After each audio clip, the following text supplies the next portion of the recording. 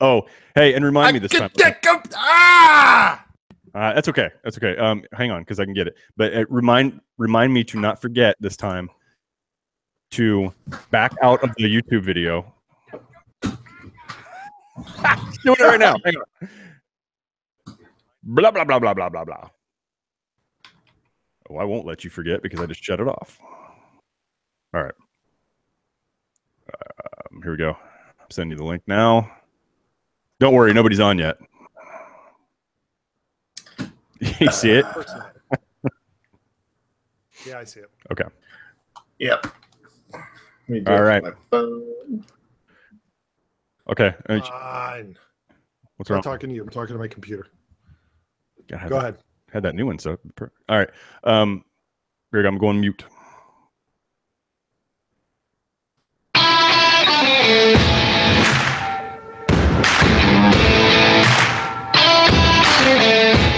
Smith corks one into right down the line.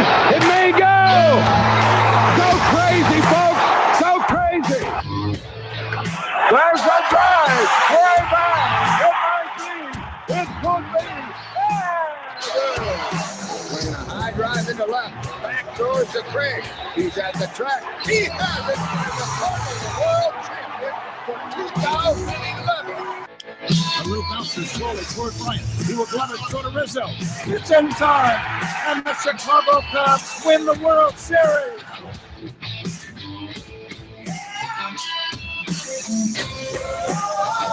This is the Team of Rivals podcast. No insiders, no anonymous sources, just passionate analysis from the bleacher seats. Here are your hosts, Ron Nuttall and Peter Geddes. All right, everyone. Happy Saturday. As we sit here on Saturday, the winter meetings have wrapped. We've had a busy end to our week. For other reasons, Elliot's weekend is going to get more interesting tomorrow, I think, afternoon. So we'll have to connect with you, Elliot, even if it's over text, to see what you think. And we're not going to talk about that right now because we got other matters. Big question. Where will you be in spring of 2018? Other questions we have about the Cardinals: are they looking for another pitching acquisition or not? Are they looking for another bat or not? Is anything going to happen? They're linked to a couple names there. And the Cubs have come up in one of those rumors. And lastly, I think I didn't catch wind of a certain piece of news until I got out of the movie theater tonight. Again, regarding a team that's just 4 hours south of me, and it's baffling. Assholes. As baffled as I was coming out of the theater on Thursday evening, this move may have me more perplexed. Guys, how's your weekend been so far? I've seen The Last Jedi 3 times. It's been great. It is better. It's better after the second view. We are not here to talk about that. We're not here to talk about that. Elliot, if we start doing it, man, shut us down. Hey, I got 9:45 a.m. tomorrow. I am ready to rock and roll. So, and then I'll be ready to talk about it. Sweet. All right, Pete. So Pete's been in the theater 3 times. I did take my sons today, and after Elliot, after you see it, we'll have to talk about this a little bit because my 4-year-old's reactions to a couple parts were worth mentioning, I think. Anyway, guys, so Pete, what's the first thing we talked about in order here? I think my question stands. I like it. Where will you be in spring of 2018? I will be here, but the other place I will be is on Twitter, Instagram, and Facebook. On Twitter at Team of Rivals Pod, on Instagram, Team of Rivals Podcast, and on Facebook, just look for Team of Rivals Podcast. I'll also be online at teamofrivalspodcast.com. You'll be able to reach me, Ron, or Elliot at the show at teamofrivalspodcast.com. You'll be able to hear us on iTunes, SoundCloud, Stitcher, Google Play, TuneIn, or Spotify. And, of course, you'll also be able to watch us live on YouTube, just like we are right now. How do you like that? That's good, man. And Spotify's been added to that, man. That list of places you can find us keeps growing and growing. And you're going to have to remind me to add that to our website, which I've been slow on the upload. I haven't even put our last show up on that yet. Boy, I've been distracted this last 48 hours plus for some reason, and I've put baseball off to the side. Right? I mean, only one thing could cause that, and we won't talk about that one thing with Elliot. his virgin eyes have not touched the screen yet. So we're moving on. And you know what? I actually added the force block attachment to my Chrome so that I wouldn't see anything pop up in social media. So that's good, man. I don't know how to do that kind of stuff. We need you for many reasons. So I didn't know there was totally in the dark. Yes, I looked. They Sweet. made one for The Force Awakens and Rogue One, so I downloaded it for The Last Jedi. You know, Ron, if we really wanted to be That's jerks, sweet. there is nothing he could do to stop us right now. I know, but I wouldn't do that, man. So no, I would be. Anyway. So you know those pictures that you see where somebody lights their house on fire just to get rid of a spider? I would probably do something like that. I wouldn't blame you. In fact, wasn't there? I don't know if this story was true, and I believe it was last year. Or 2 years ago. I'm sorry, I'm wrong. 2 years ago when The Force Awakens released, didn't some jackass come out of the theater and tell everybody standing in line like Han Solo died and a couple guys beat the shit out of him? Yes, I saw there was a video of it. It was amazing. Yeah. So you take that. We've waited as long as we have for these types of movies, man. You definitely don't want them spoiled. But P, let me go back and rephrase my question. Okay. Where will you be in spring of 2018? Darvish. Gotcha, man. Come on. Clever. I thought you were gonna cue up the music for this. But all right. Okay, hold on. No, there's a way you have to do it, okay? So you gotta be you gotta come in kind of subtle. And and you gotta go. Where will you be in 2018? When catchers and pitchers report, where will you be, Darvish? Is that better? That is better. I probably should have asked with the music in the background. You would have nailed that. All right, let's go, guys. I want to hear your thoughts on this. I tell you what, I have no idea where he is going to be, although there's supposedly the possibility that he could end up in Chicago. And I never would have expected that. No, and it's weird that this all started with a report from Japan, of all places. They had the scoop on this. I believe it was late last night, saying that the Cubs were kind of riding it hard, and they were looking to get you to come to the Cubs camp. So, and by you, not me, but Darvish. Correct. Right. You'd be great. But Darvish would also be great. You guys just need to start calling him Darvish. It's just going to get confusing. Why do you think that? It's confusing for me. Let's just put it that way. Anyway, so I mean, what's the problem? No, I meant why does you think that? Oh yeah. Guys, what do you think the probability is this? Because I know it's a fresh rumor, and there seems to be some valid sources, right? I mean, at least that you guys are talking about. I've read the same things, at least parts of it. And how do you feel? Because I know you don't think it's likely, but I mean, how unlikely, Peter? How likely? What would you put a percentage? I think it's pretty unlikely. I do think, however, the longer that this gets dragged out, the more likely it becomes. So there was a rumor earlier in the week that Cobb is seeking a 4-year, $80 million deal. And if that's the case, then why don't you just pay Darvish $20 or $25 million a year and get somebody who I think is inarguably a much better pitcher? If you're going to spend that kind of money for an average annual value, then get yourself a real pitcher. Don't get somebody who's coming off surgery, and I mean, take all that uncertainty out of it and get somebody really solid like you, Darvish. Yeah, absolutely. Now, Ellie, let me ask you this question: If this were to happen, even if you feel it's unlikely, but if this were to happen, is Darvish your ace now, or is it still Lester? Lester's still your ace. Is Lester the ace, or is it Hendricks? That's a good question. Lester certainly seemed to make it sound like it is. At the end of the year last year, he seemed to defer and hand the ace role over to Hendricks. I mean, Hendricks was on a roll at the end of the year, but I still feel like your ace is Lester, just because of the history with Lester, and he anytime there is pressure on somebody to go out and deliver, he's usually the guy that does it. Now, I know Hendricks has been pretty close to that guy, and he's handled the ball in some pretty heavy situations in the playoffs and in the World Series.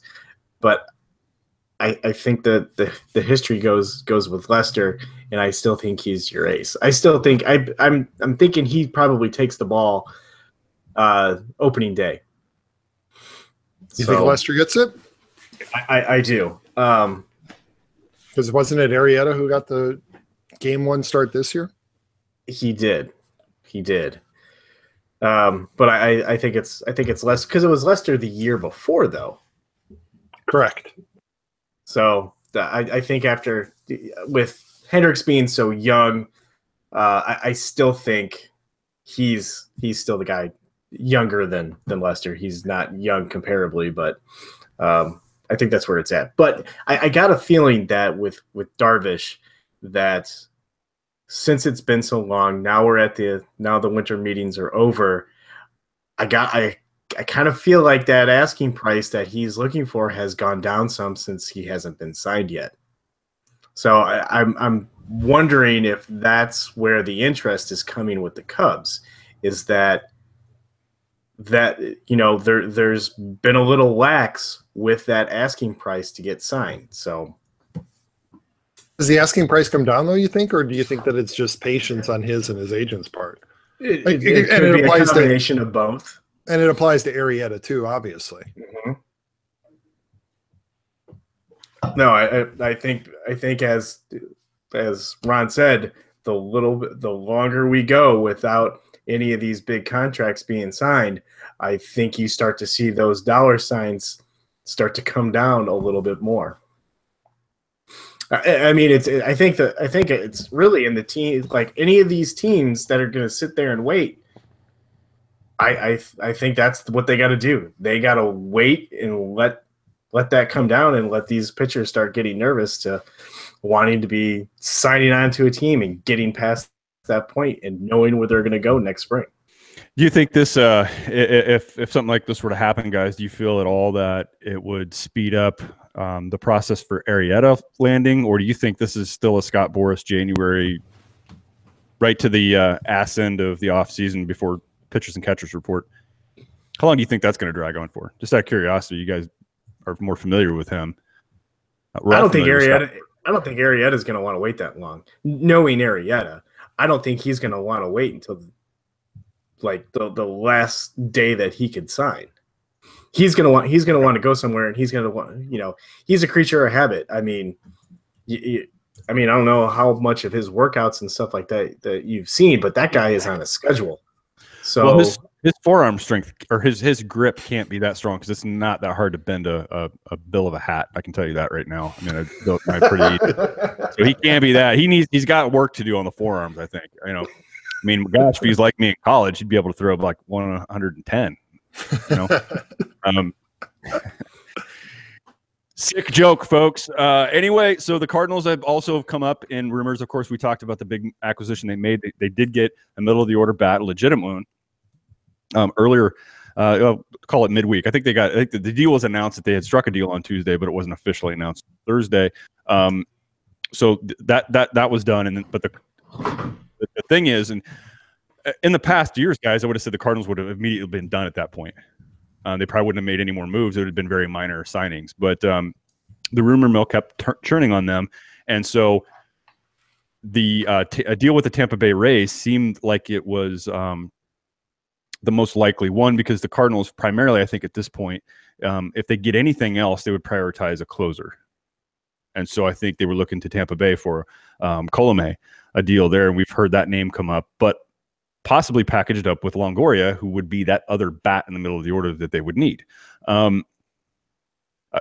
good thing for them to go after, and I'm glad to hear that they're still pushing and pressing for something else to happen. They've checked in on guys like Josh Donaldson. They've been rumored with the Machado thing that I know we're going to talk about a little bit later. But I think a deal is likely to happen. I feel like I'm probably about 60% there that I think it's going to come via the Rays. Just my personal opinion. They do need protection, either Ozuna or Longoria. They can protect each other in that lineup, no matter how you kind of stack them in there. So it makes all the sense in the world. Longoria has I think he has $87 million, I believe, over the next 5 years, including 18, which isn't a ridiculous price tag. They're probably counting on getting maybe 2, possibly 3 good years out of him that are left. And so I think that deal would most likely cost them less. If you go after Donaldson, there's a risk. He only has 1 year left. Same with Machado. Machado's going to cost a ton. And likely, St. Louis being a mid-market team might be tough to retain him based on recent history. So, yeah, I think that the risk for anybody on Machado is you're going to have to trade something significant to get him, and you have no guarantee that you're going to be able to keep him. So that's right. It's a big spend, for the possibility that you get to be first in line. And really that's what you're hoping for, is that you are able to convince him over at least half a season, hopefully a full season, because you're in contention, that this is summer that he wants to come and play. That's really rolling the dice. It is rolling dice. So teams that have been checking in on Machado, I know, have been asking the question, if they can come to an agreement with the Orioles, will the Orioles at least allow a window to negotiate an extension, sort of alleviating that risk, right, for the team that's going to absorb him. Now, from what I understand about the ownership of that team, they desperately do not want to see him in a Yankee uniform. And so, I don't know why they wouldn't grant a negotiation window if you weren't the Yankees, because if you want a negotiation window and you actually can agree on an extension, doesn't that kind of assure the ownership? Angelos, right? That's his name. Yeah. Doesn't that kind of Peter Angelos? Doesn't that kind of assure, okay, he won't be in a Yankees uniform anytime soon if you grant somebody a window? Now I understand why they wouldn't want to do that, right? They strike a deal, they probably want to strike a deal, get the value back in return, and then move on, right? But they're worried that whatever team, White Sox have come up in this, are going to flip him, end up flipping him back to somewhere like New York at the trade deadline. It's just very odd, guys. It is. If you didn't want him to go somewhere, then grant everybody else a negotiation window so they can keep him. That's just what I think. But what the hell do I know? You would think so, but I wonder if any of it is also tied to Machado's people. Maybe he and his agent, he and his agent aren't interested in it, right? Why grant you a window if they want to get me out of town? That's up to them. I just want to play baseball. I want to have the best possible season I can have so that I can get paid next year. Why throw that opportunity away? Just to get traded somewhere else? Because if he gives him a 72-hour negotiating window and he goes ahead and he signs an extension, right? Because that's sort of the assumption is that you get a 72-hour window like that. The assumption is that you're either going to sign the extension or you're not going to get traded. Well, what's the point in that? Then fine, don't trade me there. I'm just not going to go there. Yeah, and you're right. It could absolutely be coming from his side that he 100% intends to be a free agent after next year. So there's no point in even granting a window. Yeah. So that makes all the sense in the world. I'm just thinking from the Orioles' perspective, if you didn't want him to be a Yankee, grant that window and hope that he goes somewhere far away from New York. Right. Yeah. And that's apparently the fear on what is supposedly the best offer is which is the White Sox. But that's the fear that the Orioles have, is that if the White Sox decide that they aren't going to be able to sign him, nobody expects them to be in contention this year, even if they sign or they trade for Machado, and the expectation is that they're then just going to go ahead and they're going to flip him to the Yankees. I love the. Could you blame him? No, not really. I mean, if you've got a talent like that, and it's you're getting in July, and it's pretty clear that he's going to test the market, and he's not going to. And indications are, I don't really like playing in this concrete jungle up there and on the south side. That I could totally see that. Now, why is the destination for the White Sox? Why is the Yankees an ideal destination? I'm not sure. I mean, I know they don't have. Well, because the Yankees have a deep farm system, and they really want Machado, and they know that Peter Angelos is not going to trade him to the Yankees.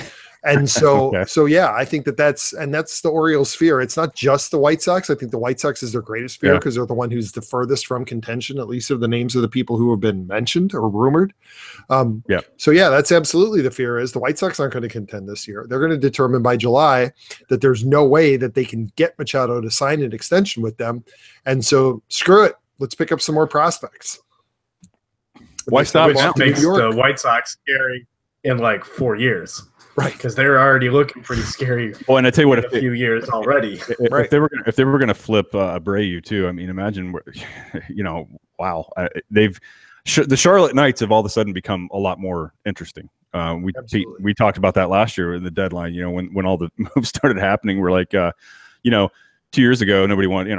I had no interest in going and watch a Knights game, but now you hear guys like Moncada and who Yeah, Eloy, right? I mean, those guys show up in Charlotte. Yeah, I'm probably going to be more inclined to check them out, see how they're, Although Moncada obviously is already up, right? Yeah, he's already Moncada will break camp with them, and who knows? Yeah, Jimenez, he might get assigned to AAA, but who knows how long he's going to be there? I don't know. The White Sox might want Moncada to spend like 10 more days down there. You mean Jimenez? Or him? Yeah, 10 more days. Yeah, he'll need more days. I'll Chris Bryant. Yep. 12 games, man. I had to wait 12 games. 1 year. You got 1 year your life controlled by Theo and co. So do you blame him? Hell no. No, hell no. That dreaded, that walk year. Nobody. If you could delay a walk year by a year on a young player, why not? Right. Yep. Even if you have to pay him a ridiculous amount of money through arbitration or to avoid arbitration, that's much better than what he's going to get on the open market.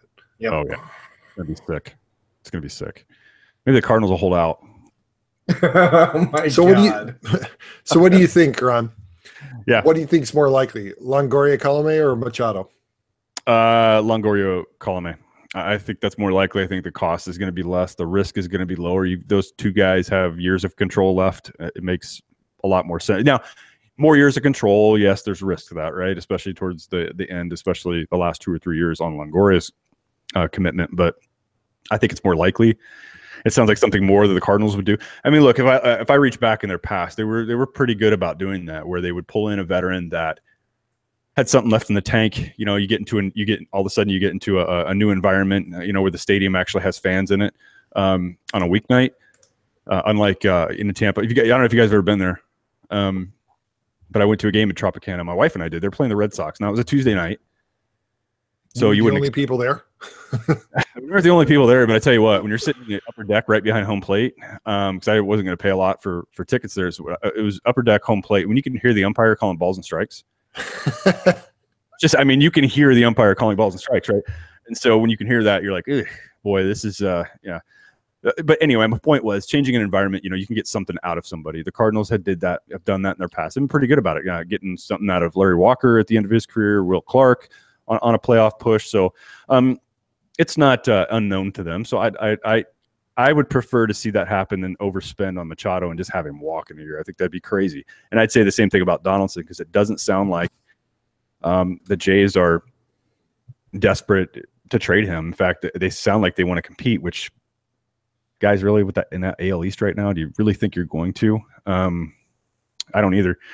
So they're playing for the second wild card spot, if anything. Yeah, all they have to hope for. I mean, that's it. Yeah.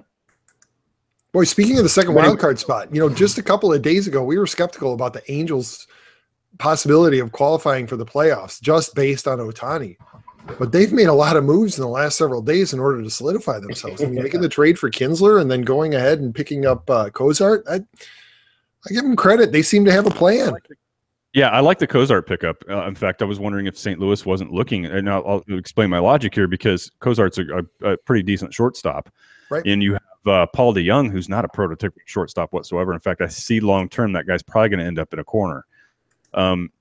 So for me, I wouldn't have been disappointed to see the Cardinals snag up Cozart and throw DeYoung over to third, where it might fit better in the long term. But anyway, so yeah, I think it's a good pickup by the Angels. And it didn't cost him a whole lot, But here's Artie again, man. He's trying to, see if he can buy himself a quick one.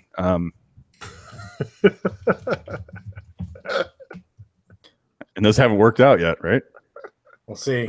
Not for Artie anymore. Yeah. So I to answer your question, I know it was a long answer. No, I see the deal with the Rays happening being a lot more likely than a deal for Machado. But speaking of Machado, so the Cubs also surfaced in this Machado rumor, and I think that just started happening yesterday, right, guys? I mean, where there's been some serious tweeting regarding this issue. So it would be Addison Russell. Is it straight up for Machado, or is there more involved in that? I'm sure. Well, you know what? It hasn't been a rumor. I think it's been speculation. Fan speculation, Just maybe. Yeah, well, and some media speculation. I haven't seen anything that's solid on this, but just the speculation of, the Cubs trade Addison Russell for Machado, and who knows how it would work out from a salary standpoint and everything, and from a player standpoint. Would that be enough of a return for the Orioles in order to pry him loose? But I think it's interesting to think about. I don't know. What do you think, Elliot? Yeah, I mean, you get a few years of control on Addison Russell, who's only 24. Yeah, 4 years. 4 years of control on him, and then contingent. It would probably be contingent on Machado signing an extension with the Cubs, because I don't see the Cubs signing Machado and getting rid of. I mean, that's just so unlike Theo to get rid of a young, controllable, with upside shortstop. Well, but the contingency there would be that if Machado does leave, then Baez moves over from second to short, and then Ian Happ slides into second base. After that year with Machado. Right, in 19. Right. God, I don't know. I don't know where it makes sense for them to do besides having Machado for that year and using him to make another great run. Right, just bash your way to the title. Right. And then, you get rid of the contract. But you're looking at what, a $15 million save there, or increase in salary by trading Addison Russell over to the Orioles. So you gain $15 million onto the cap. I mean, do you really want that for for what's going to go into next year, or not even next year? Do you want that, or do you want to use that $15 million to bring in another pitcher? Right. Well, I guess it depends on if they think that they're going to land a starting pitcher. Because if they don't think that they're going to be able to do it, then maybe that's something that you look at. I don't know. Right? Who knows? It's interesting, but I don't. That doesn't seem like the Theo thing to do. I agree. I just thought that it was interesting because it would certainly make their lineup formidable this year. And if they were able to get him to sign him to an extension next year, boy. And then they well, if they do that, then you're probably not going after Harper. Well, I mean, I don't know. They still would be under the cap, I think. Oh Christ! If they had Machado, Harper, and all the current Cubs on a, they'd be the most fucking hated team in baseball. You guys know that. And it wouldn't even be Cardinals fans. It would actually bleed beyond that. It would be like a cloud. Are you saying that the Cubs would become the Empire? Oh, I'd love that. They are. You know what, guys? With how talented the roster is, they're one or two moves away from being that empire, and then the most hated team on the planet, I believe. God, that would be. I don't know about you, Elliot. I would relish that at least for a year. It'd feel good. That would be phenomenal. It would be something that I've never felt in my lifetime. No, definitely not. And I know not even the Bulls run left them the most hated team, right? Everybody liked Michael Jordan, but if they didn't, like if he would have had, LeBron James type attitude. Well, yeah, you think about it. I mean, and granted, I'm biased because I grew up as a Bulls fan, but who did non-Bulls fans not like? I mean, it was basically Jordan. Everybody else was just hardworking and understood their place. Well, the only one you may not have liked was Rodman, just because of his, because that was Rodman. That would have been, that was the second three-peat. But Jesus Christ, even Kim Jong-un likes Dennis Rodman. So, I mean, it can't be that bad. Yeah, or else that tells you exactly why you shouldn't like Dennis Rodman. I don't know how little tin pot dictator likes him. I don't know how I feel to receive Tom Brady hate. I mean, everybody hates Tom Brady for the most part. I don't know why not. Why not? I mean, he just looks like he wants it. So we'll give it to him. Are you saying you want it to Tom Brady? Mm-hmm. That's a Robin Thicke song, right? He got sued for that. It is. Yep. You want it. Well, somebody's getting ready to talk. Sorry, I didn't mean to cut anybody off. Oh no, you're good. I think the big selling point in a Russell for Machado deal would be really testing the legendary. Who knows if it's not a legend though. Apparently, it's true. The ability of Theo and Jed to sell the organization because they're really good at it. They were able to convince Curt Schilling to come to the Red Sox. Before anybody had any idea of what they were going to become, what they were about to become. They convinced John Lester to sign on with the Cubs at the time when the Cubs were not good, and nobody thought they were going to be good. I don't know if I agree with that. No, they sold them the story of Chris Bryant, and this was before Addison Russell picking the steal from the Oakland Athletics. They had Javi Baez. No kidding, right? Everybody louds Billy Bean, right? Everybody louds Billy Bean for these brilliant moves of acquiring and restocking a farm system every other year. The hell was he thinking there? He was trying to go all in, man. He was desperate. Jeff Samardzija and Hamill. Yeah. For Addison Russell, and I think a player to be named later. No, Billy McKinney. Oh, that's right, Billy McKinney. Who they then spun off to the Yankees along with Gleyber Torres. Hey, so guys, I'm going to do a quick segue. We're going to get right back on the agenda, but here's what I've got. I don't know if any of you guys were guilty of doing this, but there's something about over hyping a player's work in the off season that somehow just never works out. And I got a couple Cardinal examples I can go through. Yadier Molina lost a ton of weight one off season, came back really thin, didn't hit worth a shit, right? I know where there's another with this. You're going to the Last Jedi. I just am so sick and tired of. Oh, Kyle Schwarber's working hard. Look, the guy has a hell of a bat, right? He can at times, but enough of this shit already. Just because he did a Slim Fast or Arbonne diet or whatever in the offseason, I don't care.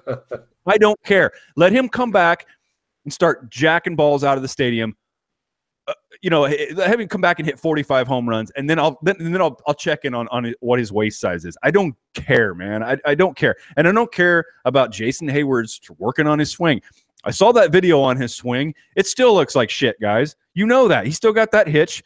He's still got that big long ass arms that he's holding that in like this, and he has to. It takes him 3 seconds to get his goddamn bat over the plate. Who is working with this guy, or who's this guy willing to listen to?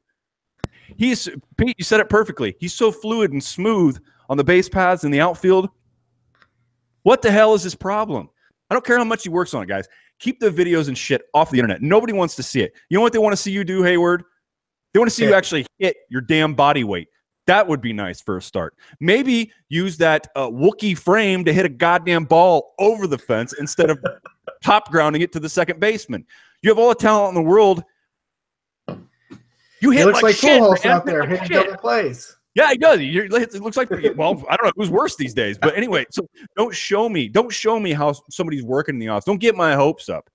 If I was a Cub fan, I'd be like, no, don't get my hopes up about this guy. Just don't say a word about it. Let's start the season. Let's see how he's doing. And then and then after he's having success in the year and he's an all-star again, then show me the videos of what he did in the offseason. Don't show me now. Don't show me. God damn it. All right. You feel better? You look like you look like. Can we get back on track here, please? Woosah. Yeah. All right. Hey. So speaking of pitchers, you were talking about a little while ago, Pete. You wanted to share something with us, and this was how close. I don't think any of us realized how close the Cubs were to actually obtaining Shohei Ohtani. And so you're gonna. Yeah. Yeah, and that's actually a article too. So that's actually a pretty good segue because.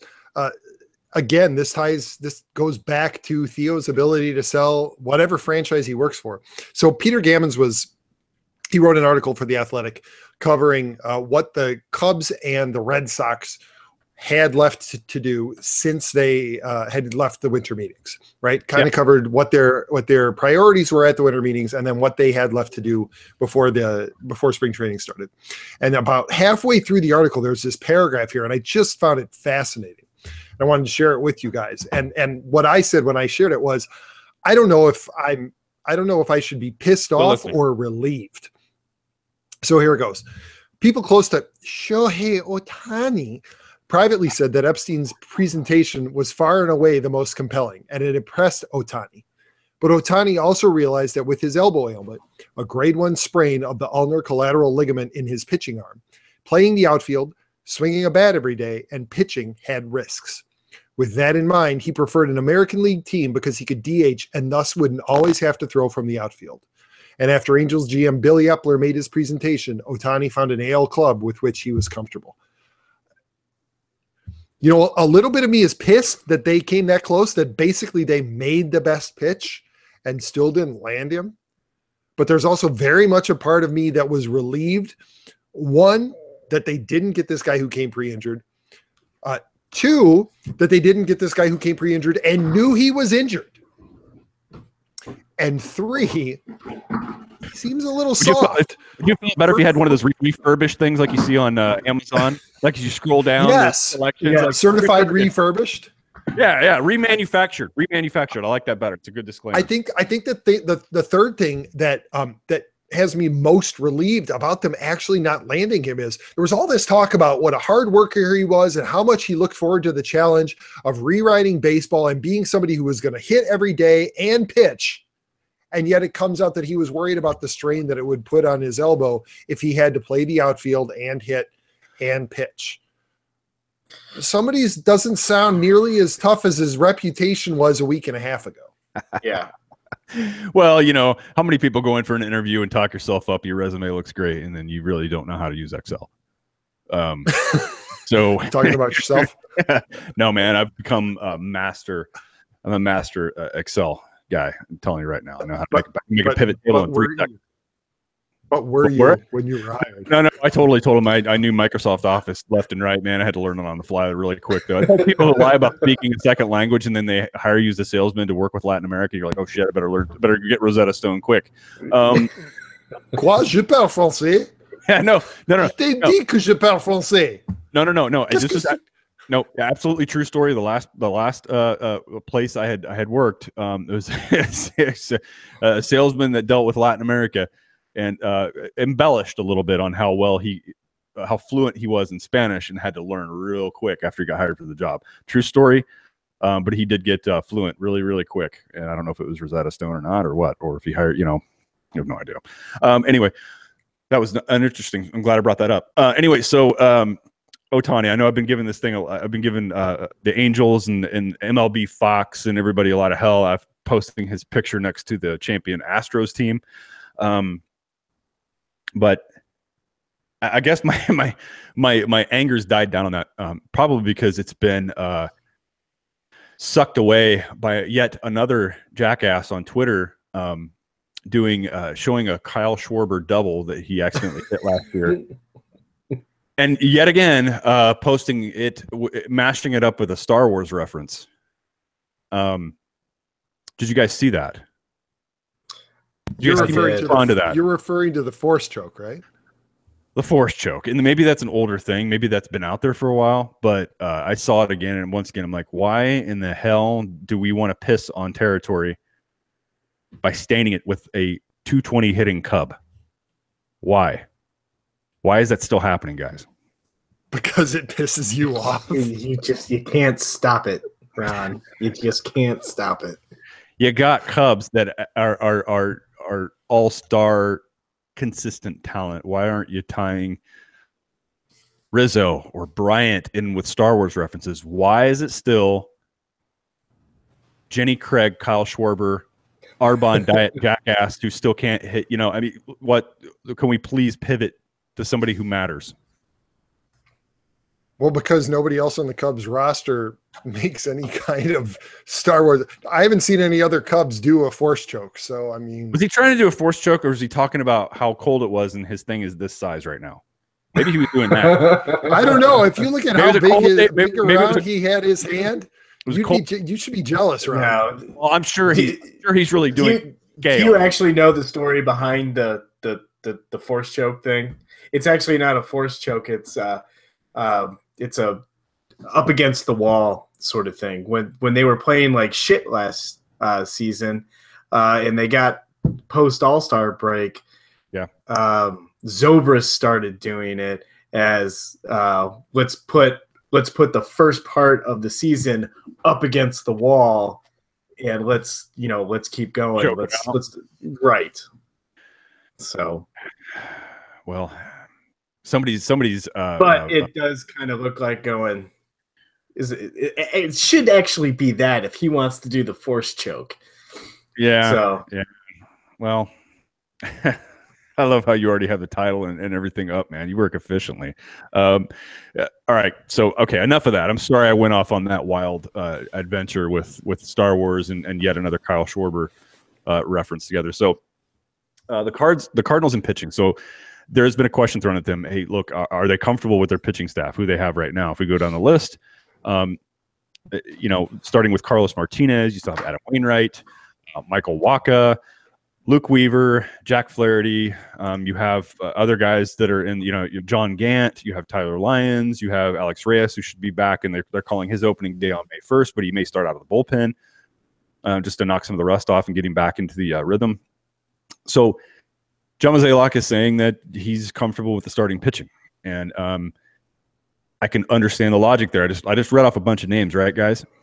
But what does that list of names have in common, in your opinion? They're either old or unproven. Yeah. Unproven, I think, is the big one, right? For a lot of them, yeah.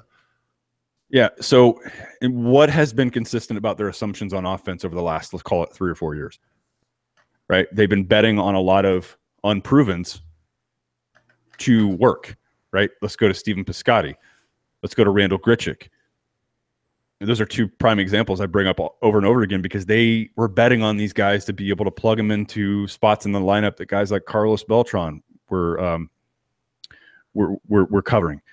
Christ, even Albert Pujols, right? So they rolled the dice in the past and they lost miserably. They've been out without a middle of the order bat for ridiculously long, and they've had to do patchwork and make do with what they have. I mean, Christ, when they're the leadoff hitter, they signed last year to be the leadoff hitter and center fielder, ended up batting third. That's absurd. So I see them doing potentially the same thing with the pitching staff right now. Who is Luke Weaver? Who is he going to be over a full season when you can't afford to send him down?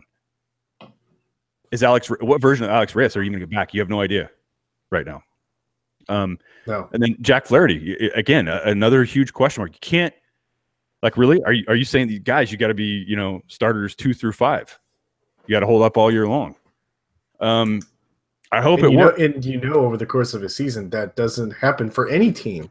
There's always going to be either some days off or some soreness where these guys are going to be sitting out 3, 4, 5 starts possibly. So you got to have a backup plan with these guys. Now, they do have a lot of depth, right? I mean, so they have depth to work from. But you're still asking, there's so much uncertainty starters. I'm going to say it, guys. 2 through 5 is no lock, right? I think you can say Martinez is your one, right? Who wouldn't? Who wouldn't? Yeah. Hot take. I don't know if you guys follow Charles the Cat. I don't know who the hell that is, man. Charles the Cat on Twitter. He's a Cubs baseball insider. Okay.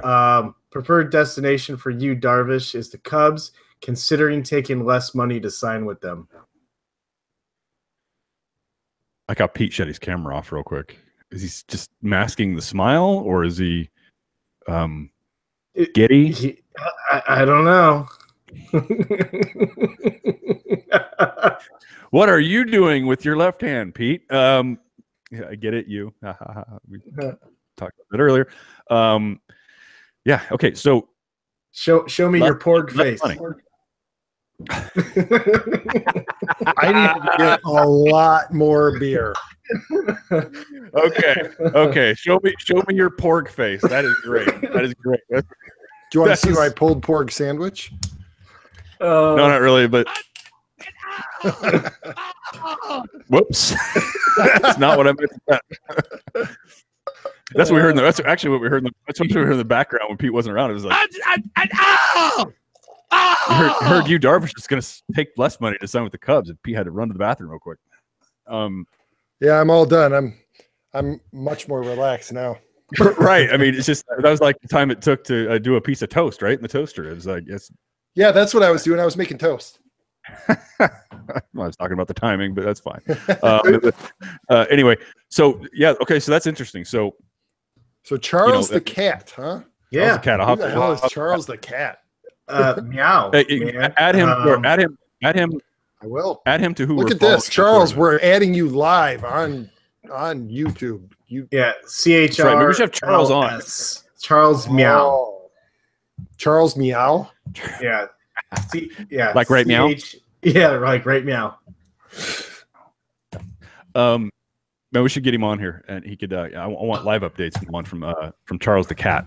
So that's interesting. So you guys were just talking about it a few minutes ago about how he is Epstein is the best salesman that God has ever had the willingness to deliver here on earth. So he must have done a great job. Just by reputation, I think it was ordained. Actually, it might be. All hail. Okay. So okay. You was going to take less money, man. I mean, evidently that's a thing. People take less money to go to Chicago these days. That's the fun kids group, right? I mean, that's the. Well, we know that happened with a certain right fielder. It did. He'd much rather, now it hasn't worked out for the Cubs, but we know that we know that he'd rather play in Chicago and win than play in St. Louis and keep coming in second or third. Well, no, go in St. Louis and asking you to be a person that you're not going to be, right? I mean, they would have asked him to be a centerpiece. No, yeah. I mean, that would have helped, right? Just be kind of good. No, they were expecting him to be one of the pillars that carries the franchise forward, much like Yachty has done or Wainwright, but he didn't want to do that, but I don't think he had very much fun in St. Louis. We've covered this territory before. Yeah, we have. I feel about the Cardinals clubhouse. I think they've heard the message. They're changing. Tried to make it fun again last year. That's right. That's why they signed Dex.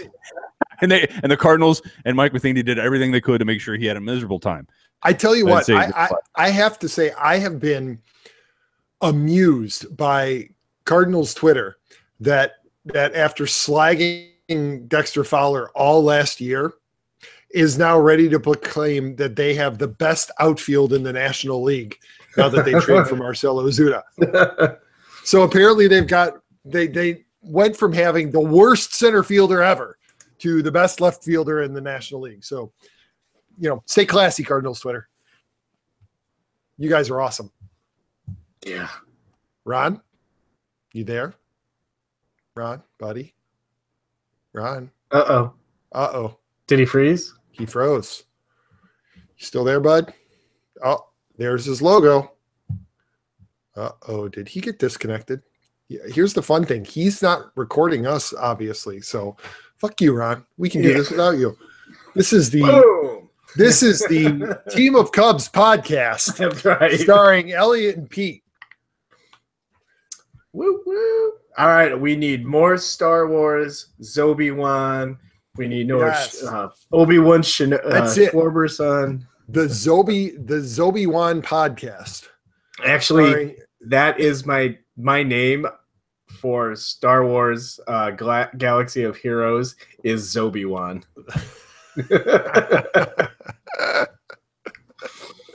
Nice. So you're seeing a show at 9:45 tomorrow? a.m. Ron, what happened? I got two runs. Yeah, I got two runs too. I've got team of and team of. You have no idea how many people would die to be in your position right now to have two of me. Starting with the other Ron? Your wife. This is a double Cardinal sandwich. So where did you lose us? This is I have no idea. You were talking about stay classy Cardinal fans, and I was giving you a hard time, and I think I was done. Hey, okay. Well, anyway, are you recording? The Cardinals are the only record on your Zoom. Best. No, I'm recording. Call note. I had to restart call note, but it's somewhere. It got enough of it. I'm going. I'm recording on both right now. So okay. Make your point plus again. The YouTube Elliot? video. I can. Don't. No, make your point. No, Elliot was about to say something useful. I can tell. Oh, okay. Where? Go ahead. Where was I going? Cardinals slagging on Dexter Fowler. Cardinals fans. Best fans in baseball. That best fans in baseball Twitter handle is just all sorts of awful. They were just on him like no other this last season. I mean, it was terrible. That's all your fault, Ron. Well, let me tell you this little something, guys. If there is a Twitter, Ron using the twiddles on the interwebs. Well, listen to me. Quiet now. Anybody who's titling like that, I don't even have interest. I would have never followed best fans of baseball. I hate that shit, guys. Even as a Cardinal fan, look. The unique thing about a few of teams in baseball, and the Cardinals, I would put them as one of them, have, they have a pretty full crowd. The stands are packed on a Tuesday night when you're playing Pittsburgh, right? And there are very few teams throughout our league that do that kind of thing. I know the Cubs are one of them, right? It could be a weeknight against some obscure, no-name opponent that's no threat, but the stands will be packed. So well, that's because the difference there is the Cubs fans don't know, half the Cubs fans don't know who that other team is. They don't even know that there's a game going on. Well, yeah, okay. Well, I wasn't gonna go there, but I mean, it's true. It's I've been to plenty of Cubs games where most people have their freaking nose stuck in their phone rather than pay attention to what's going on in the field. And it is upsetting, and I would rather see more fans there that are actually there to watch the game. But it's in the middle of the north side of Chicago, and it's something to do for people at night that have the disposable income to go watch those games, and it's a big bar. I mean, it is a post college hangout on the north side of Chicago. Fun bar to hang out. I've been there. I've had beer cups thrown at me before, but I have to be honest. Particularly the frustrating part, and this exposes a little bit about me, is you're one of them. No, most of the females who go to Cubs games have no idea what's going on. Oh, absolutely not. At least if you go, we got to edit this out, man. Why? No, we can continue. Well, I don't know if Ron and I talked about it on the air earlier in the season, but I was telling him at one point, I went to a game with the woman earlier in the season. At one point, she turned to me and she said, "Wait a minute, where'd Chris Bryant go?" And I wanted to marry her right on the spot because she was actually paying attention to the game. She knew who Chris Bryant was, and she knew that he wasn't at third base, that he had shifted, which is more than I can say for 95% of the women who go to Cubs games. Yeah. Yeah. Okay.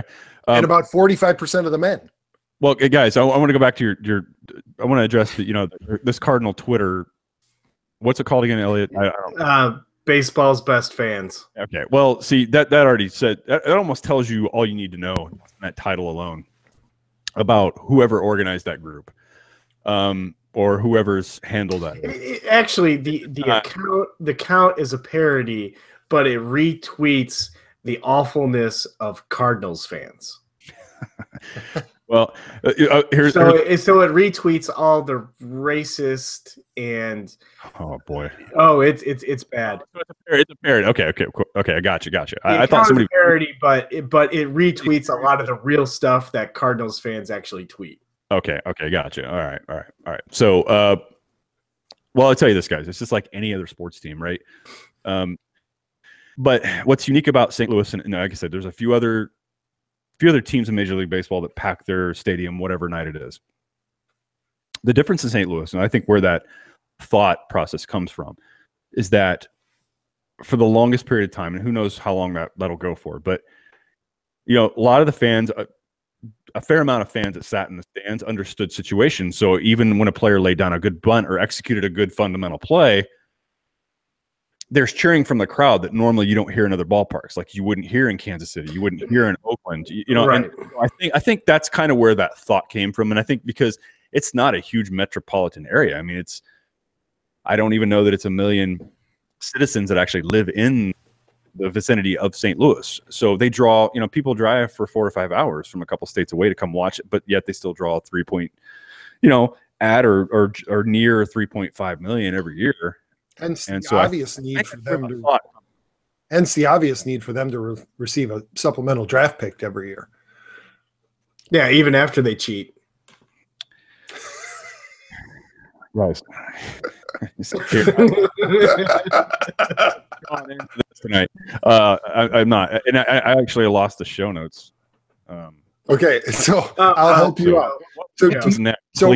So then the question ultimately that you were supposed to be leading to, Ron, is do the Cardinals have enough pitching, or do you think that this is just a stance for Mozeliak in order to try and lowball some additional starting pitcher or reliever onto the roster? It doesn't really seem like a Mozeliak thing to do. My feeling is that he means what he says, and they're not going to make any other meaningful pitching acquisitions. I mean, unless a price comes down within their comfort zone, which for pitching, and they have a pretty tight one, except with the exception of Mike Leake. For some freaking unknown reason, they decided to sign him for 5 years. I believe him. I believe this is there's no trickery here. This is what they're going to do. I completely agree with that. So, folks, before we even go anywhere, I have not seen The Last Jedi. So, unless you want me to travel down to Bloomington and punch you in the dick, don't say anything. He will. You can make it from Milwaukee in about 3 hours if you really step on it, I think. Yeah, it's not very far. I've gone down. My brother still lives in Shirley, so it only takes about 3 hours to get down. Wait, is Shirley a town or his wife? Oh, but a bum. God, that was amazing. Town south of Bloomington. It is. My dad exited there once. I lived in Leroy, Illinois, which was awesome. So on Interstate 74, you could mistakenly get off the wrong exit. You'd be in Shirley. You'd be in Shirley, which is just funny to say anyway. Yeah. No, the Cardinals are not going to make any more pitching acquisitions. Not with me. And for those that are listening to the audio portion of this, my brother has jumped on because we're going to be talking about something amazing here shortly. Snoke is Kitster. Oh, sorry. Sorry, Elliot. Oh man! If you read the back of the Black Series 6-inch figure, it gives it away. All right, so Pete, I think there was only one or two more things on our list, and of course, so to that end, and this was something that Elliot threw out there, and I think that he is right. Fangraphs came out with their projected standings as things stand right now as far as rosters and everything, and obviously there are still moves to be made, but right now they're projecting the Cubs at 93 wins and winning the Central Division. Cardinals 5 games back at 88 and 74, and I think the thing that stunned all of us was that the Brewers. Now this was before the signing of Giovanni Gallardo this afternoon, so who knows? They may have to revise this. But right now they're projecting the Brewers, who finished in second last year, to finish at 73 and 89. What? Which is amazing. With basically the same roster. Yes. And those same young guys. I mean, they reminded me of the Cubs of like 2014, in that they had all these young guys who have all this talent, who should be doing really well the next year. But to regress that much, they see something that I'm not seeing besides the Giovanni Gallardo. You sounded, and that was before Giovanni. You sounded like me on the baseball prospectus before 17 happened. And, hold on, I gotta ask this question here because prospectus poo-poo. Prospectus poo-poo. Scott, what do you think about the predicted Brewers regression going into next year? Go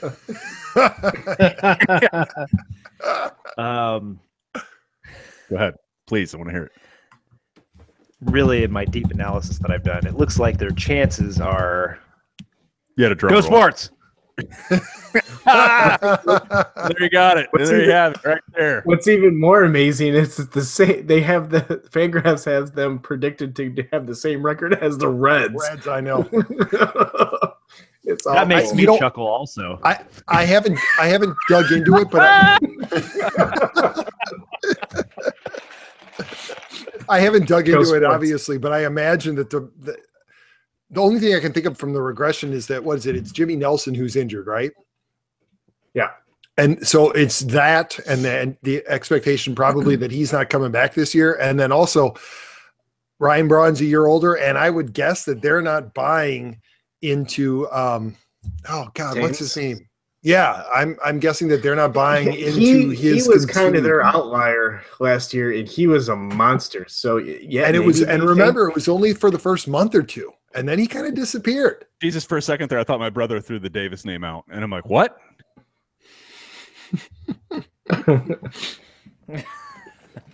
Wouldn't it This is just, why- wouldn't it maybe- just blow your mind if I actually knew everything about baseball? I just been hiding it this entire time. It would be our best show. It would be our best show by far. Guys, let me chime in on the Cardinals real quick. The prediction on them, I think that 88 win projection is actually pretty fair. I think based on where they finished last year, even with the addition they've made, I have no argument with that. Now they've closed the gap on the Cubs, but they have not closed the gap. No, let me rephrase that. They've made some gain. They have not closed the gap ultimately where they're at with the Cubs, where the Cubs are at. So I think it was bigger last year. So I think they've made progress, but they have not closed the gap. So 88, I think it's fair. Okay. And that's it, man. Everybody's cool with that, right? Yeah, I'm cool with that. I'm cool with winning the division again. You want to? Yeah, I'm fine with that. Do it. Me too. You don't care, man. You Scott, do you think the Brewers have any moves? Absolutely. Made? Yeah. What do you Sure. think?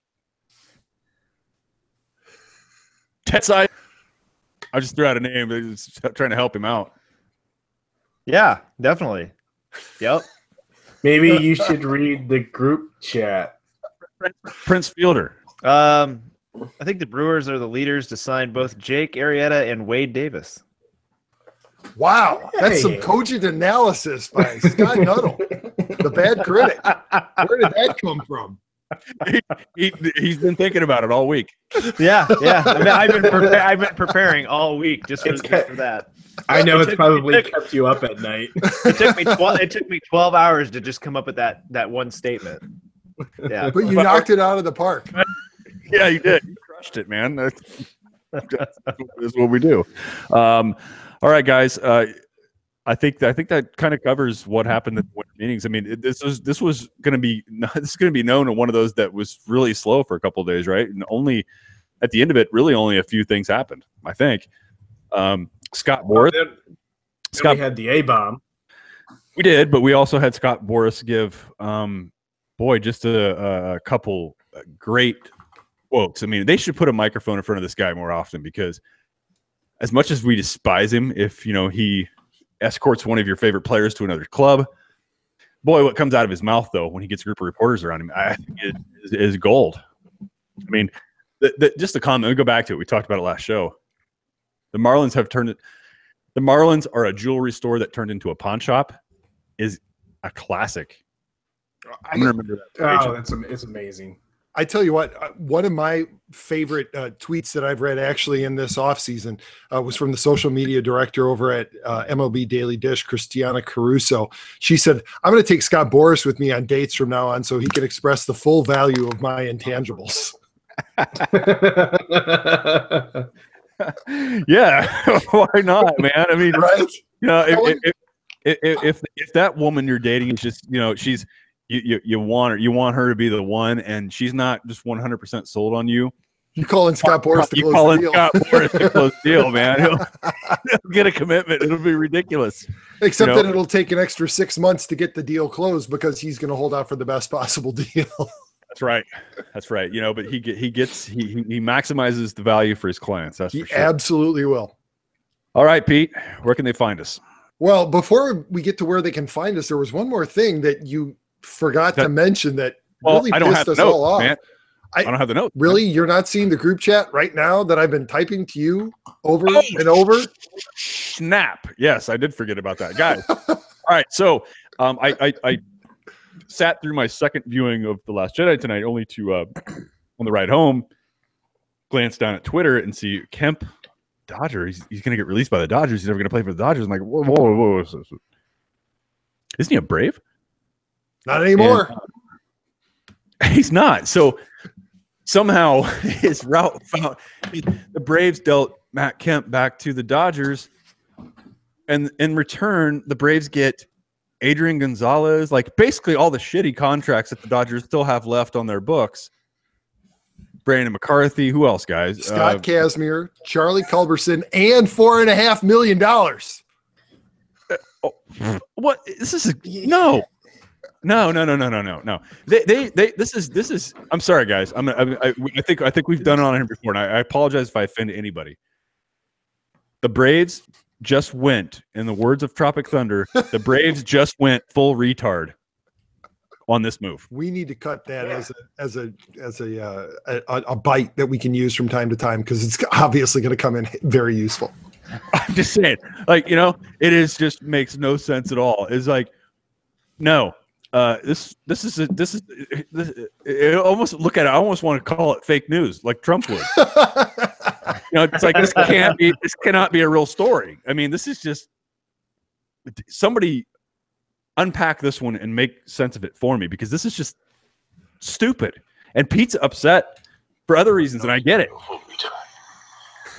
Oh, never go for retard.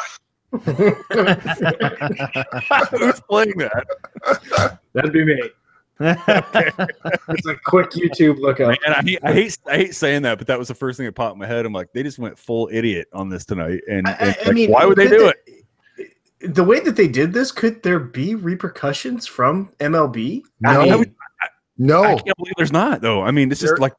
No, there can be no repercussions, because they got the player. Apparently, they got Gonzalez, and who was it? Was it Kazmir or was it Kemp who had to waive their no trades?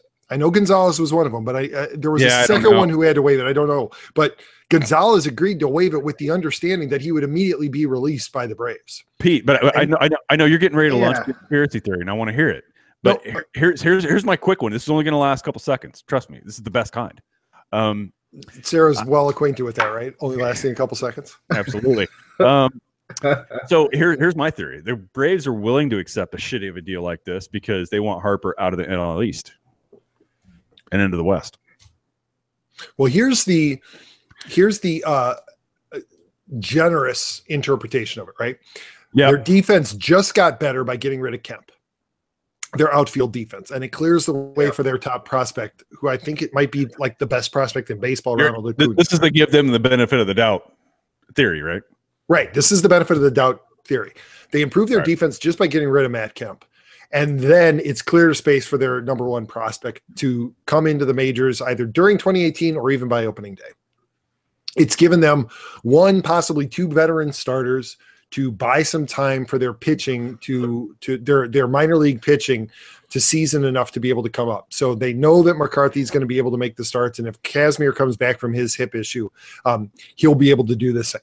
And then finally, they have a backup infielder that they do like in Charlie Culberson. And ultimately, what they've done is what a lot of people are saying is they bought Charlie Culberson for a $4.5 million return in Matt Kemp's bad contract.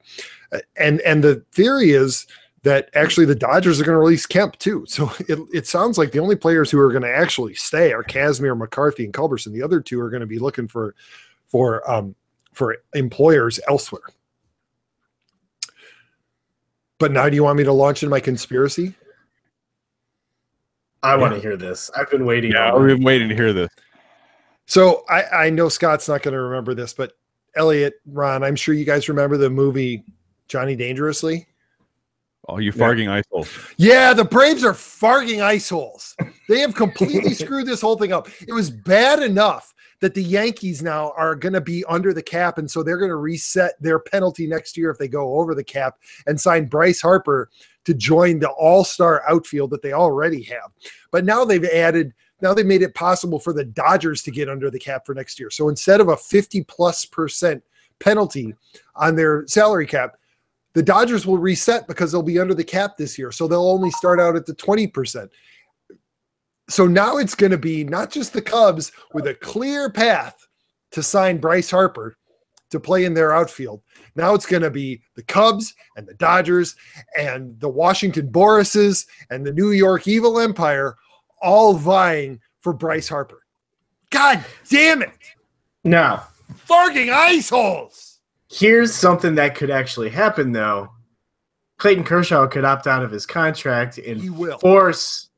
If he doesn't, he's an idiot. Yes, he and you know the Dodgers aren't going to let him walk. So the Dodgers are going to have to put some money into Kershaw and re-signing him to a larger contract, which I think could possibly take them out of making an offer to Harper to get him to come to LA. Plus, Harper and Chris Bryant are BFFs. Come on. Get you a best friend who looks at you like Bryce Harper and Chris Bryant look at you. Absolutely. Yeah, but by getting under the cap, it's not painful to sign Harper and Kershaw both. And who knows? They've already got Kershaw in the organization. How do you know that they're not working on him all year saying, hey, Clayton, how would you like to have Bryce Harper providing defense and offense for you every fifth day when you take the mound? That would certainly be that for him to extend and say, okay, I'll take more money. And again, like we talked about previously, I guess it would be contingent on that. Clayton, how about you sign a 20-year, $600 million contract? And we'll just extend it out over the life of the contract so that it doesn't hurt us so much. At some point, MLB would have to step in and prevent it, but farting ice holes. Yeah. Hey, Ron, where'd you go? He really thought that I was going to launch because he has completely disappeared. That or else he just quit. All right, so Team Arrivals, you can catch us on Twitter, Instagram, and Facebook. On Twitter, we're at Team Arrivals Pod. On Instagram, Team Arrivals Podcast. And on Facebook, you can just search for us at Team Arrivals Podcast. Find us online at teamarrivalspodcast.com. You can email us at the show at teamarrivalspodcast.com. You can follow our newest co-host on Twitter at Dead Gecko. And then obviously you can also catch us live on YouTube. We usually go live on Thursdays, but you never know when you might catch us on a weekend or after big news breaks. And then always for the audio podcast, catch us on iTunes, SoundCloud, Stitcher, Google Play, TuneIn, and our newest edition, Spotify. Very proud to be able to add that to the roster of places where you can catch us. Basically, we're everywhere. So all you have to do is like, rate, and review us and share us with your friends, both online and in person. And then we really will be everywhere. Ron, why don't you take us out, buddy? All right, guys. Well, hey, everyone, thanks for making the time on a Saturday to do this. And Elliot, look forward to talking to you after tomorrow. Me too. Get your first impressions, man. That's going to be pretty cool. And just prepare yourself. I'm ready. Prepare yourself. Have fun. Pete, hope you have a pleasant finish to your weekend. We're going to stick around here. If anybody listening or watching live or listening to the audio version, we're getting ready to cut to another segment, which is going to be we've anticipated this for a couple months, guys, being able to break this thing down. We're going to talk Star Wars: The Last Jedi on my brother's podcast called the Bad Critic Podcast.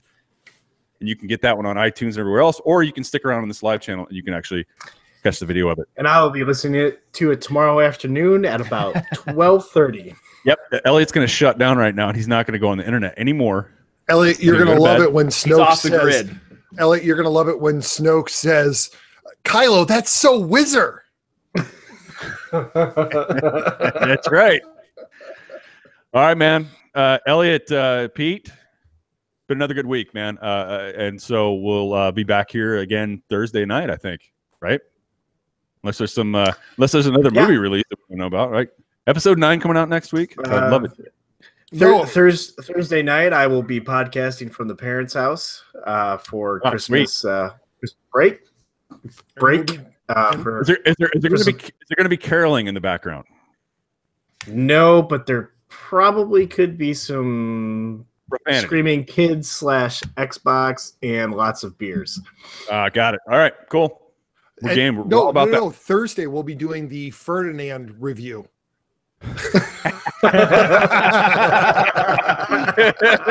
No, we won't. Yeah.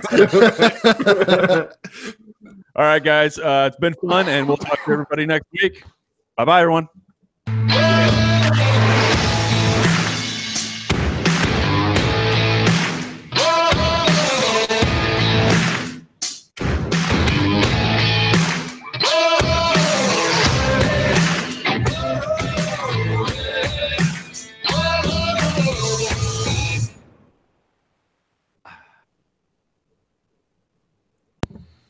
Elliot, peace out, boys.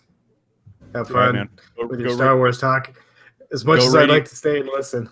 I know. We'd love to have you here for your opinion on it, but we'll catch up with you. Don't worry about it.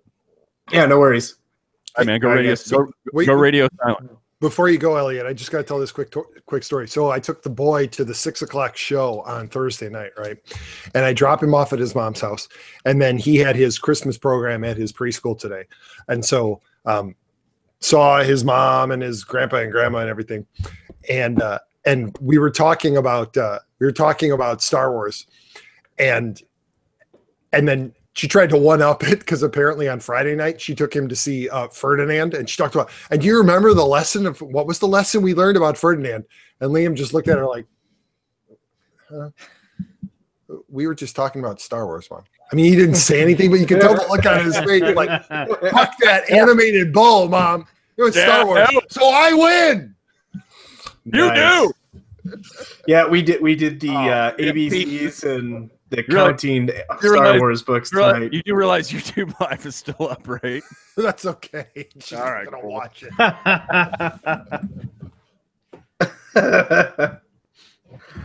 That's awesome. Oh, thanks for throwing my Twitter handle out there. I was gonna mention that earlier, and I totally forgot about it. So since I'm the only one who has a normal Twitter. Now I'm sounding like Ron. Yeah, Twitter. No, I used to have a twiddle, and I got rid of it because it was poisonous. No, I have it. still. You have one? I think it's just my name. Yeah. Don't ask me why or how or whenever did it, man. Should I share it? I probably next one. No, don't.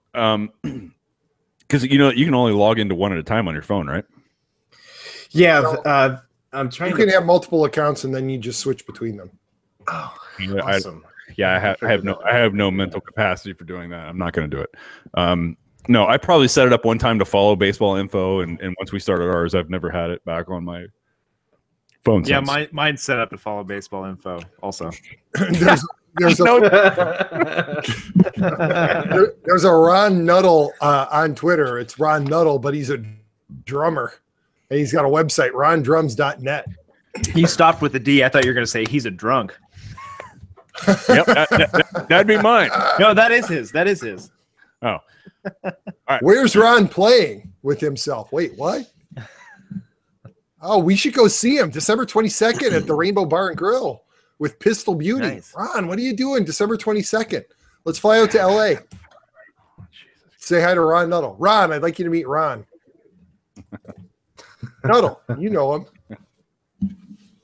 All right, Scott, I am sending another invite. So if you're texting him, tell him to respond. Okay. All right, guys, have fun. I'm out. All right, man. Take care. See ya. Yep. Bye. I'm going to stop my recording and start it again just so it's easier to. Do you want me on or off? No, you can stay on. Yeah, you can stay on. No, Scott, you want to kick him off or not? It's up to you. It's your show. Get out, Pete. No, I don't care. That's fine. You can stay on, man. Down. There's a soundbite right there. If Hey, Ron, can you do me a favor? Can you put the theme music, the clean theme music, in the Dropbox? I want to turn it into a ringtone.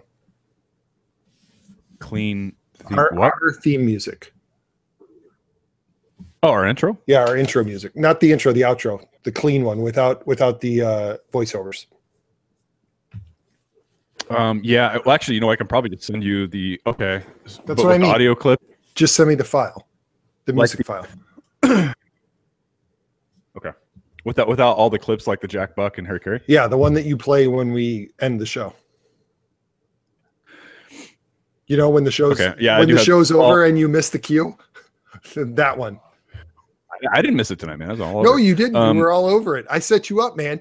That was perfect. I wrapped that thing up just as you were coming back on the camera. Well, I was amazing. I was trying to convince my wife to come. I was going to hook up the second mic and convince my wife to join us for this Last Jedi because she went and saw it tonight. What'd she think about it? She has opinions. Wait, she didn't see it with you on Thursday? No, I went with a bunch of guys in the old neighborhood. Oh, okay. So tonight was the family. Family. I just realized. Did you use that link that I sent you in that text message for So? Yeah. Okay, well, my thing auto-corrected. It said Mr. So that. I know. That's what is it supposed to be? It's thaw. Okay. That's why. So, Mr. So Thaw. with an E, right? SOE? Yeah, there you go. And just thaw, no T on the end. Jesus Christ. Hold on. Yeah, my phone must have auto-corrected it. So. Unprofessional. God, you stupid phone. Oh, now I see his face. Oh, there he is. All right, well, let me test your music here, Scott. Is it still on here? Hey, can you can you send me the audio file of your outro, or do you want to put it in yourself? I can do it. I can do it here live, and you don't have to edit it later. But yeah, let me pull it up here. Hey, put it in that Dropbox that you had put it in that Dropbox. Hey, put it in the Dropbox, everybody, and then polish it off with all cold Budweiser.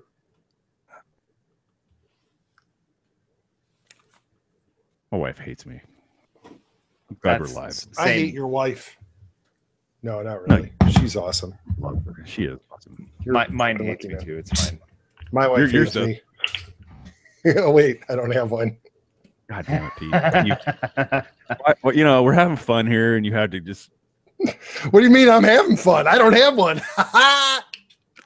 That's point taken. Point taken. Point taken. You know what? They'd be doing the same shit. If they said they didn't have a husband, they'd be like cranking back a bottle of wine, watching 50 Shades of whatever fucking color, and so enjoying not having a So apparently there is Trump erotica entitled 50 Shades of Orange. Nice. Nice. Are you serious? Swear to God. Oh, God. Scott texted him because I sent it. I want to make sure he gets it. He just messaged me. He said he got it. Okay. Yeah, I'd have to do a little bit more searching for my outro music, so I'll just add it later. That's fine. All right, fine. You're recording on your end, right? Huh? You're recording on your end? No, I'm not. Okay, well, I'll put mine in Dropbox later. Okay, that's fine. For you. Yeah, that's fine. Thank you. Let's see what he says. No problem, man. Yeah, no problem, dude. Yeah, T-Bone. I puked on your couch. It's cool. It's cool, man. I pulled a hamstring. What does that mean? It means I puked on your couch. Party foul, man. T-Bone. I have no idea what that means. Hey, here's the funny thing, Pete. I went back and looked at, I rewatched, I guess, a segment we watched this Last Jedi trailer. Mm-hmm. We didn't really have any bold predictions that night, but. Shocking. I watched it. I'm like, damn, I wish we would have, because we could have played him again and then been like, nah, we were stupid. We didn't know. I think we were hedging our bets. We were. Did we say anything that was even close to a prediction?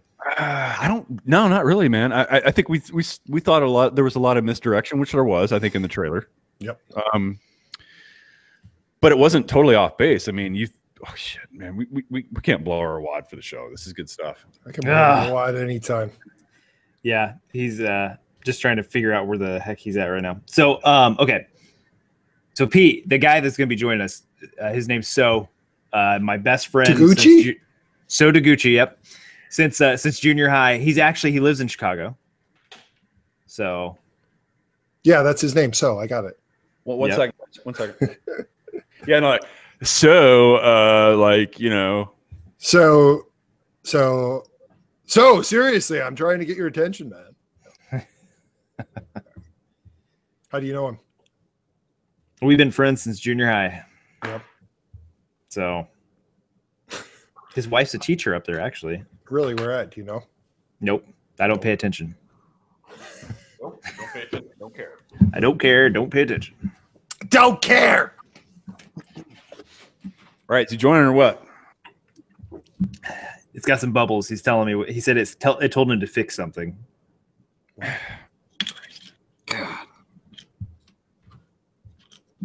it is cold. It's like 46 degrees in this garage. You putting on more layers? Better go get that parka, man.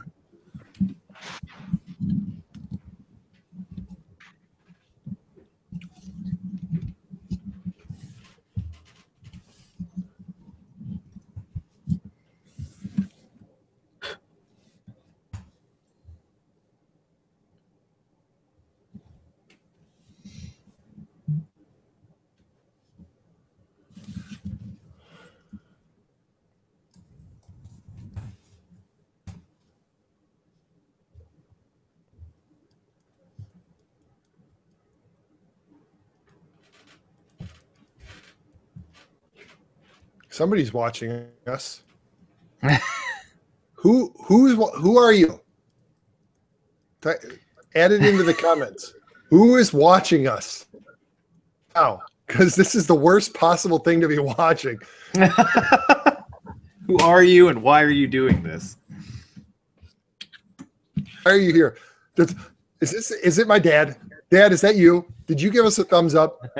And you're sitting here and you're watching Scott and I do nothing as Ron Nothing. goes off and does who knows what.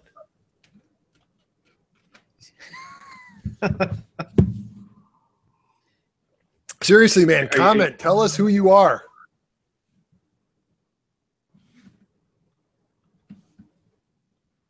Unbelievable. I really want to know who it is. That's funny. Let's see. Columbus Macaroni says Star Wars is dead.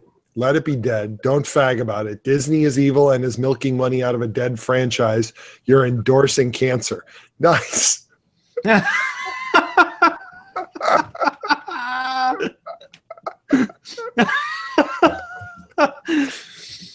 We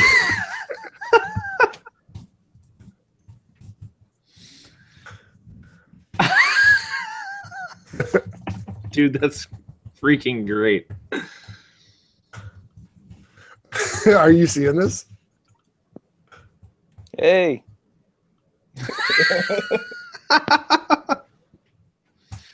Hey, so you made it, man. Yeah, what's going on? Nothing. Hey, so this is we are live. Oh, all right. And we are live, and there's only one person watching on YouTube, and their comments right now is Star Wars is dead.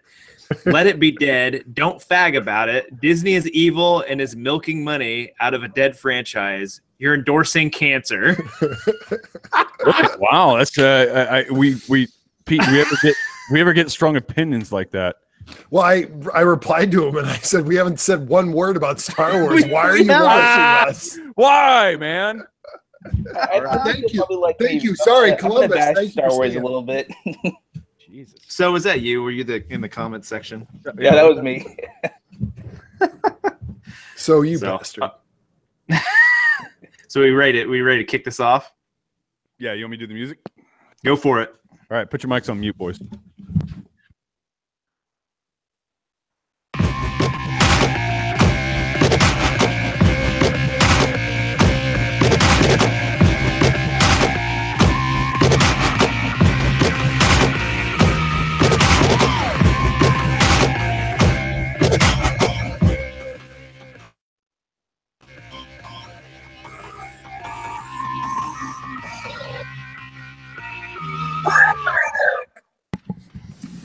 Welcome to episode 2 of the Bad Critic Podcast. Tonight we're going to be talking about an in-depth review of Star Wars The Last Jedi. So if you haven't seen this movie yet, steer clear because this is going to be spoiler filled. We're going to be dissecting every little part, all the minutia of it. And tonight on the show, I'm joined by 3 guests. Ron Nuttall, my brother, So Thaw, one of my best friends, and Peter Geddes.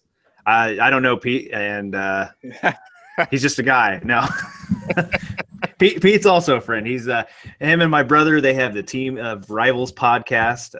If you're watching live right now, obviously you know that because you're watching that first. But if you're listening to audio version, we kind of co-joined on this on their Go Sports podcast.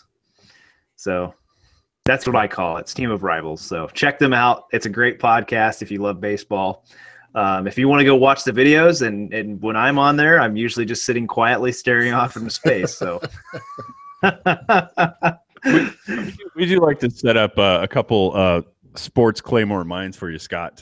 You do, yeah, you do. I do that on purpose. I know. I mean, you appreciate it. Well, okay. Now, before we dive into the talk, you said that you're getting third degree from another family member for harassing me. Who is this family member? It's our mother. Oh, brother. Oh, gosh. Mom's giving you a hard time for.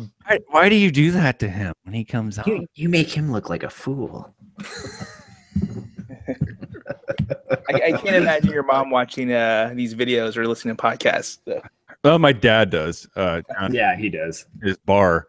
So I don't know if they watch the video, but they definitely listen to the audio. But I think I had a Father's Day episode on in June. Oh, that was good. I was disappointed that you and your dad couldn't join that one because that was a lot of fun. But it was a good listen. Probably better that I didn't join that one.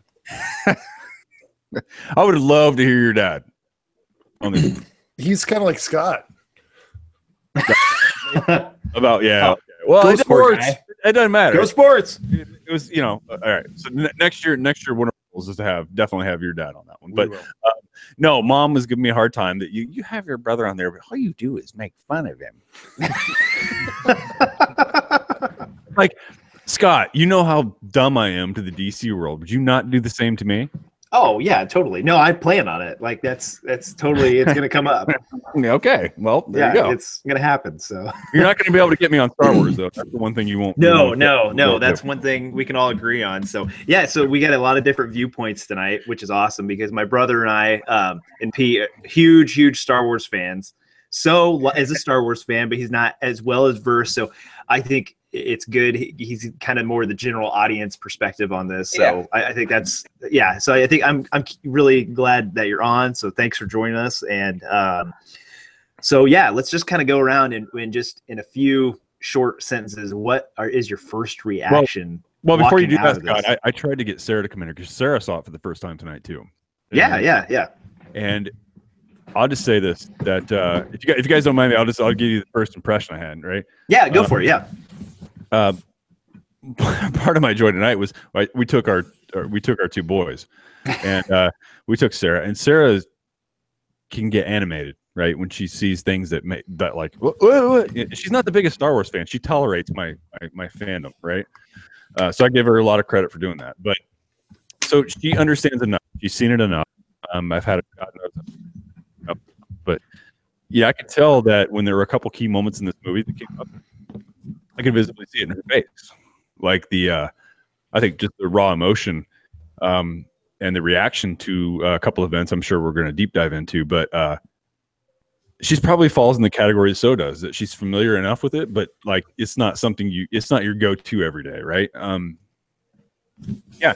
So when it stirs up somebody like that, that's kind of, we just a casual fan. Let's call it that. Yeah, exactly. That's a good phrase for it. When it stirs them up that much, you know that the movie means something. So did she just break down and cry? No, she's probably not. But anyway, my point. Okay, that's how you're selling me. I wanted her to come on here because I have another microphone. I was going to set it up. Pete's microphone. It's dedicated to Pete. I would have brought it out for my wife tonight, but she's like, "Do you want to go out there?" She's like, "No." It's too damn cold. Yeah, it's too cold. That's why you're layering up. It's funny. It's cold in the bedroom too. on that. Oh, hey. All right, Scott, fire away with your questions, man. Sorry, I didn't mean to do Okay, that. so You wouldn't do it. So I haven't talked to you much other than just a few text messages, and there's one phrase I ended up telling Ron earlier is really funny. So what is your first just impression? Just a real quick one. We're gonna go through and dissect everything about this, but what's just your first initial thoughts? I don't actually remember what I texted you, but You said Rogue One's still better. yeah, okay, Rogue One's still better. All right, so first of all, I'm not a huge Star Wars fan.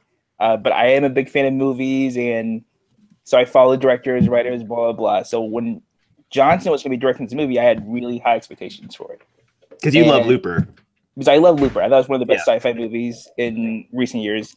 So going into the movie, I had really high expectations going based off of Looper.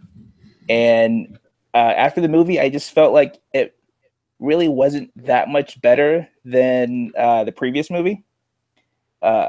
Force Awakens, so that's how I felt. I felt a little underwhelmed just because I think I had such high expectations for it, and it just it didn't live up to it for me.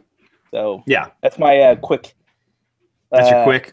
Your quick and gritty. Quick. Yeah. All right, man. All right. No, that's totally cool. Yep. All right, Pete. What do you think? I think it's better on subsequent viewings. I've seen it. I've heard that a lot from people. I've seen it 3 times. Things that I definitely missed in the first viewing that I caught in the second one, and then again on the third one this afternoon. I really enjoyed it a lot, and I think that, and obviously we can get into this deeper later. I definitely see the potential for this splitting Star Wars fandom, and it almost seems like Rian Johnson kind of throws down the glove intentionally with some of the lines and some of the things that he does. It felt to me like he was challenging Star Wars fans, saying, I mean, it's all right there in Kylo Ren's lines, right? It's time to let go of the past, kill it. Yeah. And I don't think he's just talking about Kylo and Rey's connection to their past lives. I think it's a little bit of a challenge for Star Wars fans too. You guys need to stop being so damn precious with the series and understand that we can continue still telling stories in this universe and not treat the whole damn thing like it's a religion. Yeah. No, I think that's a good point. Yeah. No, I echo. Well, first of all, Scott, my initial reaction after seeing it for the first time, I was just kind of, I guess, surprised, shocked. I really had to come home and unpack it in my head after I saw it. And I had to sleep on it. And Pete's right. After a subsequent viewing it doesn't 100% change your perspective, but you appreciate the other things that when you were shocked over something happening, you kind of forgot what, Pete, like the next 10 or 20 minutes of the movie, because you were like, holy crap, that just happened. Yeah. And so the second viewing, you already knew it. So then you could appreciate all the things that came after. And yeah, absolutely. And so I my initial thought was like, I really appreciate the way Luke had a send off, right? Where it was his end in the physical world. But on the first viewing, I was like, boy, I don't know if I was ready for that on the second movie. We just got him back. Yeah. And, we saw him in action, although it wasn't really him, but we saw him in action, and God, does he really have to go right now? But I think after the second viewing, it was more beautiful to me. Especially, I appreciated more, the watching the twin sun set. Same music that we heard when we saw him in A New Hope. Putting one leg up on that little berm right there and watching the twin suns looking off in the horizon. You heard the same music, and then he just disappeared, and the cloak went flying and everything. So I appreciate it a lot more the second time around. I think the first time I was like, no, he can't die. So I think a lot of shock at what happened. I couldn't believe that the main villain, if you want to call Snoke the main villain, was like exited like he did. I mean, in very memorable fashion. I think it was brilliant though. I mean, I watched it the second time. I'm like, well, of course, I just loved that his hand was still sitting there on the armrest. Yeah, right. Yeah. Right. And they left no doubt, right, that he was dead. Yeah. I mean, because, sometimes Star Wars, it's very ambiguous. Things can come back like Darth Maul, right? Darth Maul got cut in half, but he was back. But I think they pretty much left it. They told you right away when they showed a face shot later. Yeah. He was dead. Tongue out. Yeah. He's dead. Yeah. Dead. That's very much when I came out watching it, and I really enjoyed the movie. I liked it a lot. But there was a lot of things I was very mixed on and very torn on. There was a lot of things I liked. There's a lot of stuff that I'm still on the fence about, and I'm kind of reserving some of it until I see it a second time, because I have heard from a lot of people, man, that second viewing really kind of brings into perspective. But yeah, there's a lot of it, that whole thing with Luke, like you said, I was not ready for a send off. Like you said, we just got him back at the end of the Force Awakens. He didn't really, he did a lot in this movie, but he didn't do as much as I wanted. I had the same feeling, and everybody that knows me knows I'm a huge comic book fan, but like The Dark Knight Rises, that movie, if you look at it, Batman comes into the movie like 45 minutes in. He is back for like 2 days in that movie's time span. Then he gets his back broken, and then he's gone for 6 months, and then he comes back for like another 8 minutes, and then the movie's over.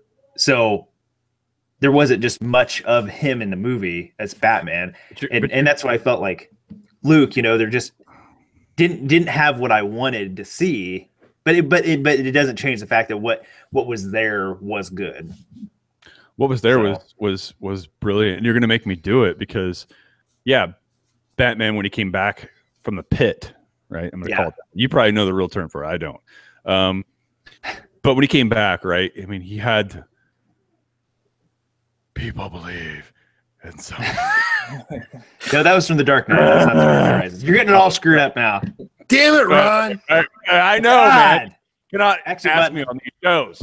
What an idiot! See, Mom. Gosh, we can turn it on Ron too. There you go. You're a disgrace to the Nuddle name, Ron.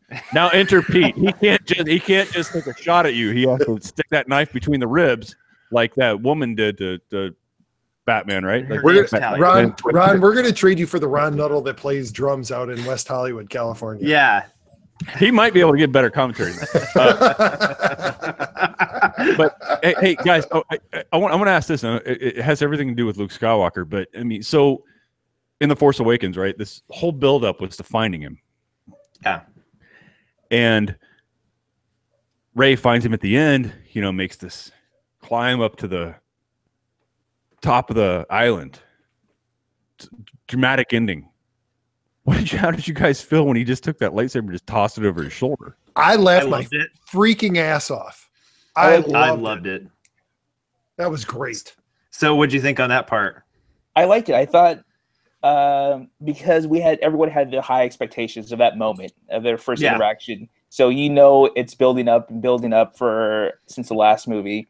And I think it was a nice little inside joke from the studios or the people behind the camera. You're like, let's kind of throw this in there just because everyone's expecting this big kind of like a reunion, not really reunion, but this introduction. And I thought it was really clever. Yeah, they kind of. I think nobody really expected that. They kind of took the whole interaction. I think they showed it in the end of the last movie, and they've shown it so much in the marketing material. This moment where it shows that robotic hand pick up that lightsaber hilt, and you just thought it was just going to be this powerful scene. He just takes it and throws it, and I love that they kind of broke the mold on that one, and I think that's a good choice. It's a very bold choice, but it's a good one. Yeah, I agree with all you guys. On that, it's like we expected some kind of deep line to come out of that, right? Like, right. The last time he held that lightsaber, he had his right hand. Yeah, the last time he ever saw it, and now it's back in his possession. And I think he has a moment there where he's like, "Yeah, great, cool." Right. The question running in his head is like, "How the hell did you get this? And where's the hand?" I never wanted to see. Yeah, wait a minute. There was a hand with this. There was a hand attached to this. Where's that at? Right. And so he gets it and he's like, I really never wanted to see this again. This drums up all kinds of great memories. Thank you. You know, and that kind of leads to one of the things that I really loved about this episode, this episode is it's one of the funniest Star Wars films that there's been. Like, and it really is intentional comedy and well-timed and well played. Like, and this was something I said to my dad when he and I walked out of the theater today. I so relished the return of playful, funny Yoda, because Yoda in the prequels was dead serious and not funny at all. Yeah. And in this one, we got the Yoda of episode 5 and episode 6 that was funny and playful and laughed at his own jokes and had fun at Luke's expense. And it was so great to have that again. And that was just kind of emblematic of the whole film. Like the opening sequence between Poe and Hux. I mean, what a great way to start the film. Oh, this opening to this Star Wars, guys, I don't know how you guys feel about it, but the opening to this one is going to go down as one of my favorites. And as we watch it more and we get farther away from it, I'm like, how entertaining was that? Like, okay, I'll hold. Yeah, Hux trying to be a badass. Yeah. Intimidating with words, and he's just like playing with him like, all right, I'll hold. And he's like talking out to an operator. Can he hear me? Who would have ever expected that to happen, right? At the beginning of this dark chapter. I mean, it is a dark chapter by the time it all ends, but yeah. And the other thing I like about you're speaking about the opening, I also love the fact that they broke the convention with the opening. We've always had the opening, the star field and then the pan down, and we had the pan down, but it's always been a static camera, right? Yeah. All the camera does is pan. That's it. And then the ship flies into frame. On this one, every movie, we panned down and then we went right down past the ships onto the planet. That was that immediately told you that they were breaking the mold on that. I loved it. I loved the way this movie started. And they did in a lot of ways. I'm pretty sure Scott's going to guide us down that path right now about how many things we thought were going to occur didn't. Yeah. And there was a lot of those. Yeah, man. So yeah, no, there was a ton of those. And one thing just about that scene, and I think that Rian Johnson did a fantastic job throughout the entire movie, was sometimes humor can be forced, and sometimes a character's personality can be changed from scene to scene to fit the scene. In that scene alone, I mean, that's Poe Dameron's personality right there. Absolutely. You know what I mean? It wasn't like the scene was written like, let's make this a funny scene. It was like, this is what the scene's going to take place, and Poe Dameron's going to be the one on the other end of the line. And it was, you know what I mean? And I just felt like that humor worked very well. Yeah, because it goes back to his opening line on The Force Awakens. Yep. Right? When him and Kylo Ren are staring at each other, he's like, who talks first? I talk first? You talk first? Mm-hmm. It's like, that's how he is. Yeah. Yep. That's exactly. Yeah. No, I love that. So, but yeah, no, let's go down that to where there's a lot of shocking moments in this movie. There's a lot of shocking moments. One of them that stands out to me, and I'm still not 100% sold on it, is what about that part where the ship is destroyed and Leia's floating out in space and she force pulls herself back in? Because I'm just not sure how I feel about that. Yeah, I'll let our guys. I've got my thoughts on this, but guys, go ahead. I'll come in. So jump in there. I want to hear what you think on this one. Did any of you guys see the movie Gravity? Mm-hmm. Yeah. You know the part when the bay doors open and then you freeze away. I thought that, and I'm like, okay, how is this not happening? I mean, is this like a different temperature in space in the Star Wars universe? It's a little warmer. Well, we know that Star Wars physics are different, right? Because you get explosions in space. Exactly. That's not a thing that actually exists. So obviously, you can survive in the void of space without oxygen or heat. or the laws of the universe or anything else. Right. So. Yeah. I mean, I thought it was. I mean, I don't want to jump ahead too much, but I mean, it kind of followed the other kind of depths or whatever in the movie, where it kind of went back and forth a little bit. Yeah. So, I mean, this was the first, kind of. I think it was the first death that we were introduced to in the movie. Yeah, like the first big. Yeah. Well, no. I'm sorry. I take that back. What was it? Admiral Akbar. Well, yeah. Oh, but we didn't know he was dead yet. Scott, Yeah, that's true. You're right, Pete. We didn't know, but that was one when we heard it confirmed later in the movie. Yes. Gosh darn it! It was a trap. How just a minor line, Jedi. I actually have a T-shirt that says it's a You trap. wore it last episode. They need a new T-shirt. It was a trap. It was a trap. And him just frozen like this. It was a trap. Just floating out in space, man. That's what it should be. Leia floating past him. Yeah. Okay. Yeah. I'm gonna Like leave Akbar floating here in the void of space, but I'm good. Yeah. What, you didn't save anybody else? You just force pulled your own ass. Dave, you didn't look for Akbar. He's out there going, you know. Yeah, no, that was a part where, and I totally get it. You know, if Luke's the son of the chosen one and Leia's the sister, obviously she's going to be, you know, she's going to have force abilities, but they never explored that. And that's the thing I think is kind of a little weird, is that they've only ever shown that she's got like a psychic connection to Luke in some capacity where she could feel what's going on.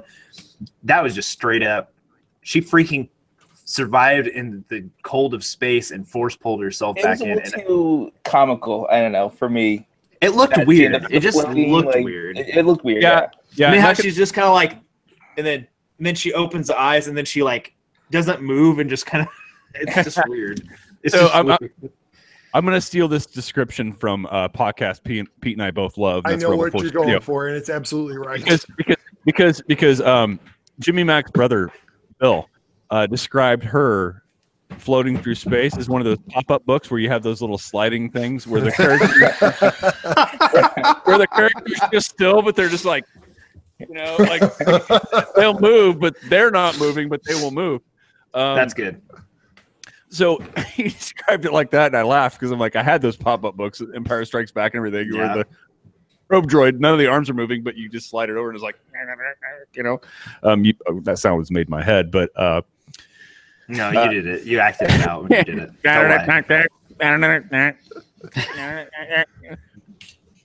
Anyway, don't maybe edit that out. Nope. It's gonna stay All right. there. Anyway, so here's Pete, the thing. that's perfect. Just like that. There you go. Yeah, it's like watch this. Yeah, it doesn't do anything. You slide it over. Very static.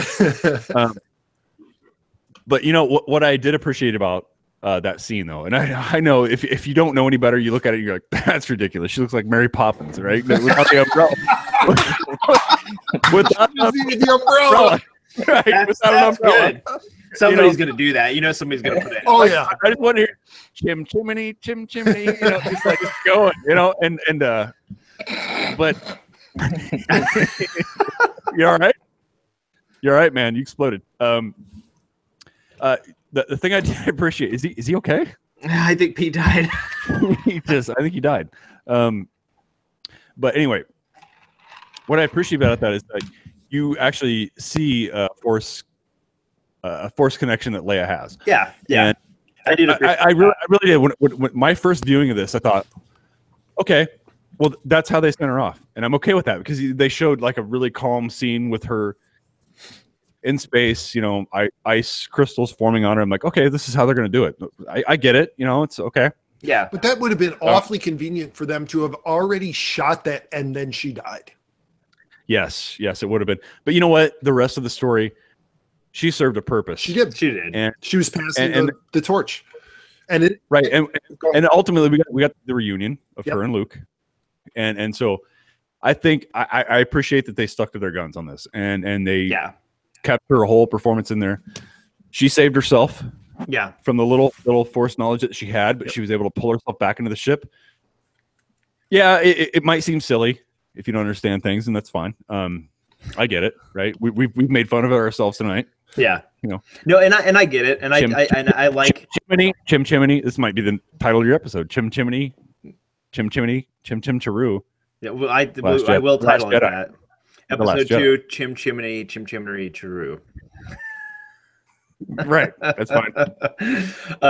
No, I get that scene, and I like what they were trying to do. I just don't know if I like the visual execution of it so much. That's my only gripe with it. So I'm trying to think of what's the next shocking scene. I guess what's the next shocking scene that stands out to somebody else that you're just kind of like. Would it have been better if she would have thrown a batarang out? And You mean what's the next Yeah, shot? like a grappling hook gun? Yeah. there you go. You mean the next shocking scene that was in this film, or the next shocking scene that we expect from the Star Wars saga? No. Let's for now. Yeah, I definitely want to get into what we expect and what's to come. But from this one, I guess what's the next shocking scene that was kind of or something that stood out to you guys that as you were watching it, it just kind of sticks with you. Well, you already gave the spoiler alert at the beginning, right? Oh yeah. No, this it is was full of spoilers. For me. It was Yoda. Everyone dies. Oh yeah, no, Yoda. I love that. I love that. I loved it, but that was shocking because that was something I tried to. I didn't expect it. No, I tried to remain as spoiler free as possible coming into this, and not chase down rumors. So for his apparition to appear as Luke was approaching the tree, oh man, loved it. Awesome. Loved that moment. So since you're not the biggest Star Wars fan, I'm curious, what are your thoughts on that? On the Yoda scene? Yeah, like did that have any like feeling for you, or you're just like, oh, cool, they're bringing back an old character? I liked it. This is probably going to be really technical, but I really appreciated cool. the CGI or the graphic they used for Yoda, because the ones from episode 1 through 3, I just thought it was just. I think actually what it is that off, he was CGI in the prequels. Well, in episode 1 he was a puppet, but in the episodes 2 and 3 he was CGI, and I think that this time around I think he was a puppet again. Well, I was going to say, are we sure? Because or something like that. It looked Well, more. Yeah, he looked good. He looked like he did an Empire. Hold on here, guys. If you've watched the recent episode 1s, right? Like since they released them on Blu-ray, they've actually replaced that shitty puppet Yoda. That's true. They did. That's with true. the CGI. So I forgot about that. I think where you're going, so is I think this looked more like puppet. Yeah, I like that, And it looked good. Yeah, it's more nostalgic. I mean, I'm not a Star Wars fan, but it made me think of Yoda from Empire Strikes Back more than 1 through 3, and so Where he's fighting, where he's hobbling 1 minute and then he's fighting. oh my god, it just looked better in this one. I mean, I appreciated that. Him coming up, his appearance in the movie. I mean, I wasn't that shocked, but it was nice to see it. I mean, they didn't overuse him. Like, I mean, he didn't have that much screen time, so Yeah, it was perfect. I thought. And I tell you guys, I mean, you guys bring up the Yoda scene, and I was happy to see him too. And I love how they first revealed it. Like this is the back of his head. Yep. Like because that's a profile that nobody can mistake. Yeah. Right? You know who that is. And I thought it was Han Solo at first. I thought he was back. Well, you would have heard. What are you? god damn it! Like goddamn tree on fire, Chewie still. That's a pretty good Harrison Ford. What are you? Callista's not cheap. I got that. You know what I mean?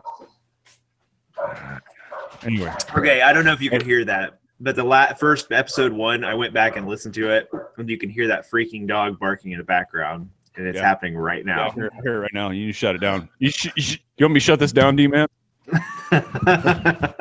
So just doing some quick research. Yeah. And now this was September of last year, so who knows? But there's somebody who was one of the original operating team, operating Yoda in Empire Strikes Back, who said that members of the original Yoda team have been called in to work on Episode 8 using the Yoda 8 puppet. That's As awesome. they'd all been recently been it. talking about it. He have no reason to lie about it. And that's what I thought when I saw it was that's not I understand how much CGI is advanced, but that didn't look like a CGI Yoda. The movements were too limited, especially when he was, even he's kicking his legs laughing. Yeah, I mean, yeah. That looked like puppet Yoda. That did not look like a CGI. Yeah. I think they went back and with they that used face. the original puppet.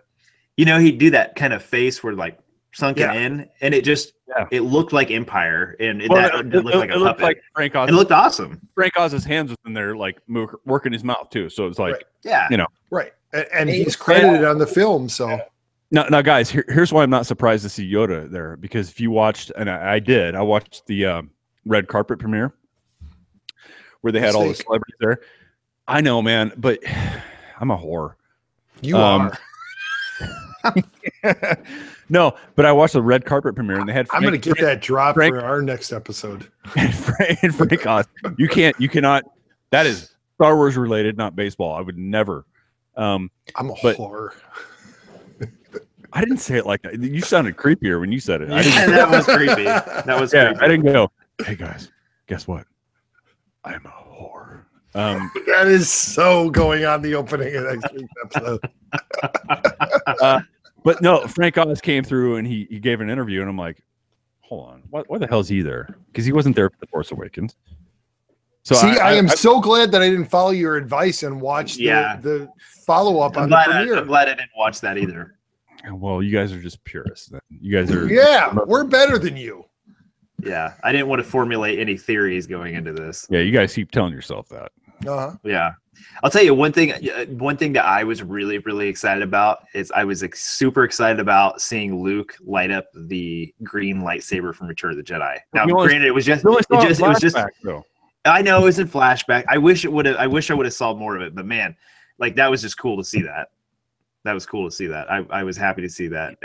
And that whole thing with Kylo, that's not how I expected that to go down in that flashback. No, I have to say I loved this is the film buff nature of me. I loved the Rashomon approach to that sequence, and it was only 30 seconds. Hold on. Explain your description there. What did you say?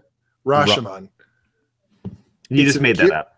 Yeah. And Wikipedia that audio. That's actually a brand. That's a brand of ramen noodle that you're using. Rashomon. It's an Akira Kurosawa film, who we all know was a director who greatly influenced George Lucas. There's been a lot of speculation that two of the main characters in his film, The Hidden Fortress, were the templates for 3PO and R2-D2, but that's neither here nor there. So in Rashomon, it all revolves around this rape and the various characters who are involved in it, their perspective on what actually happened there. And that very much played out in that scene, because we got Luke's perspective as he wanted to tell it to Rey. Then we got Kylo's perspective, where Luke looks like an insane, evil, bordering on Sith. Yeah. And then we finally get the truth that is somewhere in between. So I guess it all depends on your certain point of view. From a certain point of view. That's true. But I loved that. I loved that we got everybody's perspective of that, both their idealized version of what they wanted it to be, and then ultimately we got what it actually was. But I'm really sad we didn't get the Hutt's perspective, because that sucker got demolished, and what is very unfortunate. Yeah. Well, that was everybody agreed on that. The Hutt got demolished. That was the only consistency in that story. No, that was. You guys said the Hutt, and I was getting ready to do a job. Jabba. I was hoping you were going to go for Jabba's. What was it? His cousin? Zero. Yeah, Zero the Hutt. Oh my God! I just got blown out. Oh my God! You don't tell Jabba what I did. What a stupid character! This is from the Clone Wars guy.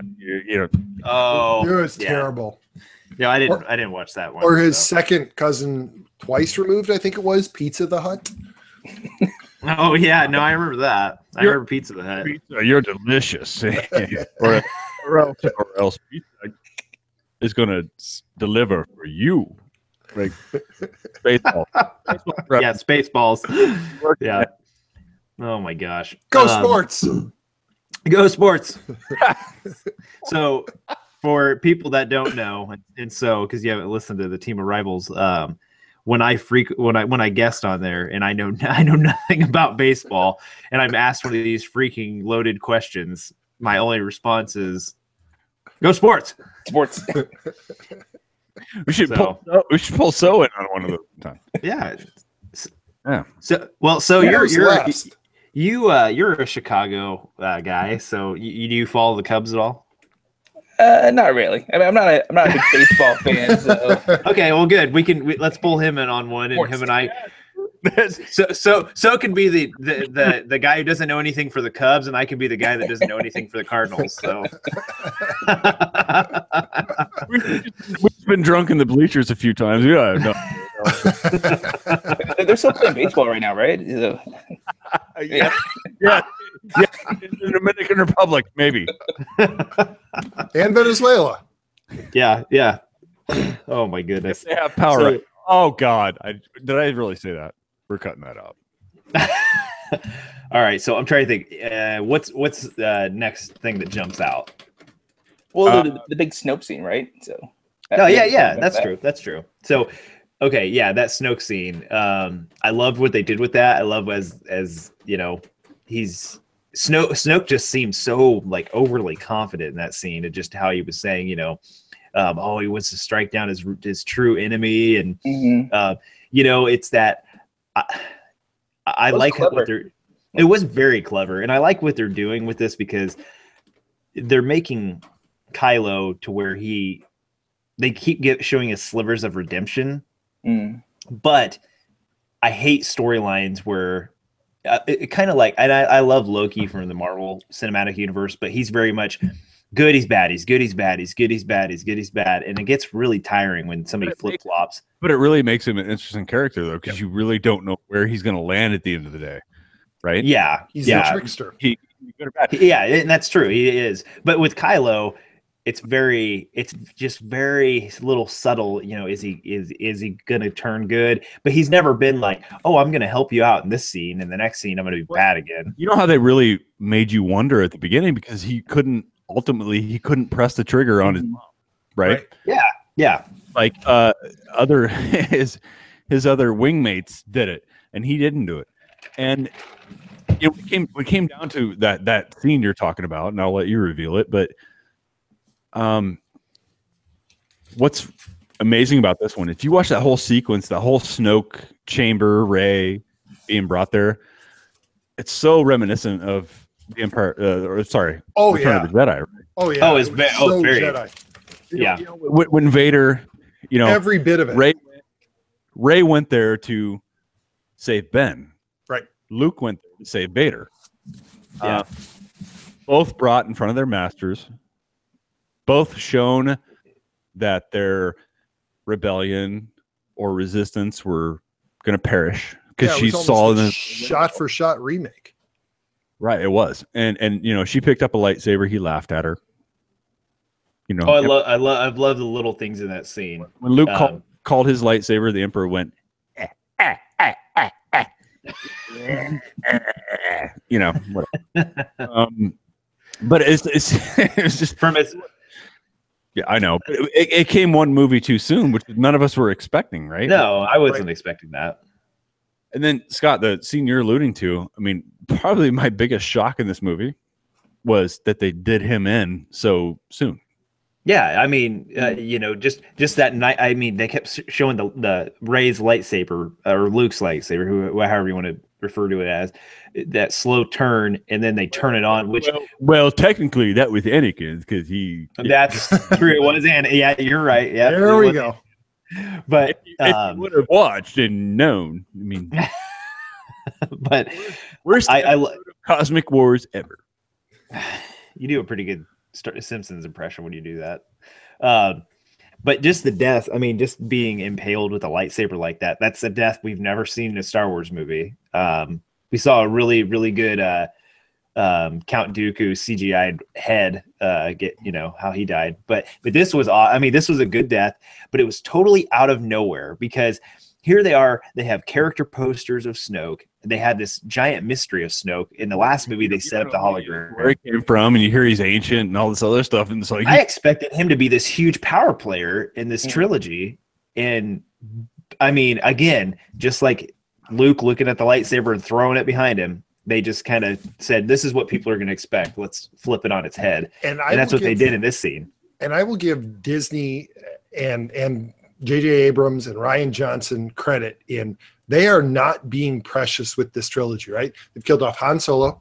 They've killed off Snoke. they've killed off somebody who looked like who basically is the Boba Fett of this arc in Phasma. Oh, right? yeah. Phasma had a totally ignominious end. Nothing special. You just to look at Phasma, you would have thought that she was going to have a much more important arc in this trilogy than she ultimately ended up having. No, she's been a Viagra drug that didn't work. Exactly. So they have all these characters who look like they're going to have cool storylines, and they're like, screw it. It doesn't serve the story, so we're going to kill them off, and we're not going to apologize for it. We're just going to do it. The same thing. And Luke. Go back to Phasma though. The crazy thing, and those that don't follow all the new canon of side books and comic books that come out, Phasma's had a book, and she has her own comic book. She's actually had 2 comic books or 2 different series. So there's 3 pieces of extended universe content out there that I'm expecting something huge in this movie, and then bam, especially giving the crossover for the actress who's in Game of Thrones, right? Like you immediately have that pull of being able to say, hey, we have somebody who's in one of the biggest series on cable or pay television, and we're going to kill her off. Who actually plays a significant role, I think, in where the Game of Thrones outcome is going to come. Right. I mean, yeah, and she is she's a presence, man. She's not a small woman. She's 6 feet tall, very tall. She's menacing. Anybody who's out there, give me your number, please. 6'5". But wouldn't that be a show for your Bad Critic podcast? Pete has his girlfriend. That'd be Gwendolyn Christie. Yeah. Oh, that'd be great. Episode 2. That'd be. Oh man, my downloads would go from 50 an episode to 60. 50,000. No, that you have 50 already. Right now, yeah, it's downloading right now. Pete, future. We had over 100 on our first episode, Ron. Relax. So did I. I was being modest. But no, that whole Snoke dying. I mean, that was literally one of those moments. I'm like, what the? Like, holy crap. That was one of those scenes that you're saying earlier that was so shocking. I could not absorb what was happening directly after that. Like, I tell you what, I think that was. Hold on, I think that was kind of Rian Johnson's attempt to show just how powerful Kylo Ren is with the Force, right? Because he was able to mask because Snoke's bragging about how he knows what Kylo is thinking, and he turns the lightsaber to kill his true enemy. And what Snoke's unable to uncover in all of that is that he's doing it to Snoke. Snoke is filled with so much hubris, but also Kylo is that powerful in the Force that he's able to hide his intentions even to Snoke until the moment where he actually kills him. That hats off to Rian Johnson for being able to play that well. I didn't think about that. I didn't really think about it that way, but that's a very, very good point because you're welcome. And I think that we've talked about this before in another episode. Is that one thing I think they've done an okay job at it with the original trilogy and the prequel trilogy is we haven't really seen anything crazy with the Force. Especially when it comes to Anakin, they say, oh, well, Anakin's the chosen one. He's so powerful. Well, I didn't see Anakin do anything different than any other Jedi. I didn't see him do anything that was above and beyond, like he was it had some gift. That's what, and now in this trilogy, we're seeing Kylo do some crazy stuff. Like we said, with The Force Awakens, I think in another episode was when he caught that laser bolt and just held it in the air. Yeah. And then he walks away and he has a conversation and it's still freaking in the air. That's amazing. Like that's awesome that they're pushing the boundaries of what the Force means versus because before it was like, oh, well, you can choke people, you can push objects, you can pull objects, you can do a Jedi mind trick, and you can jump high. That's about it. And if you're really powerful, you can become a ghost.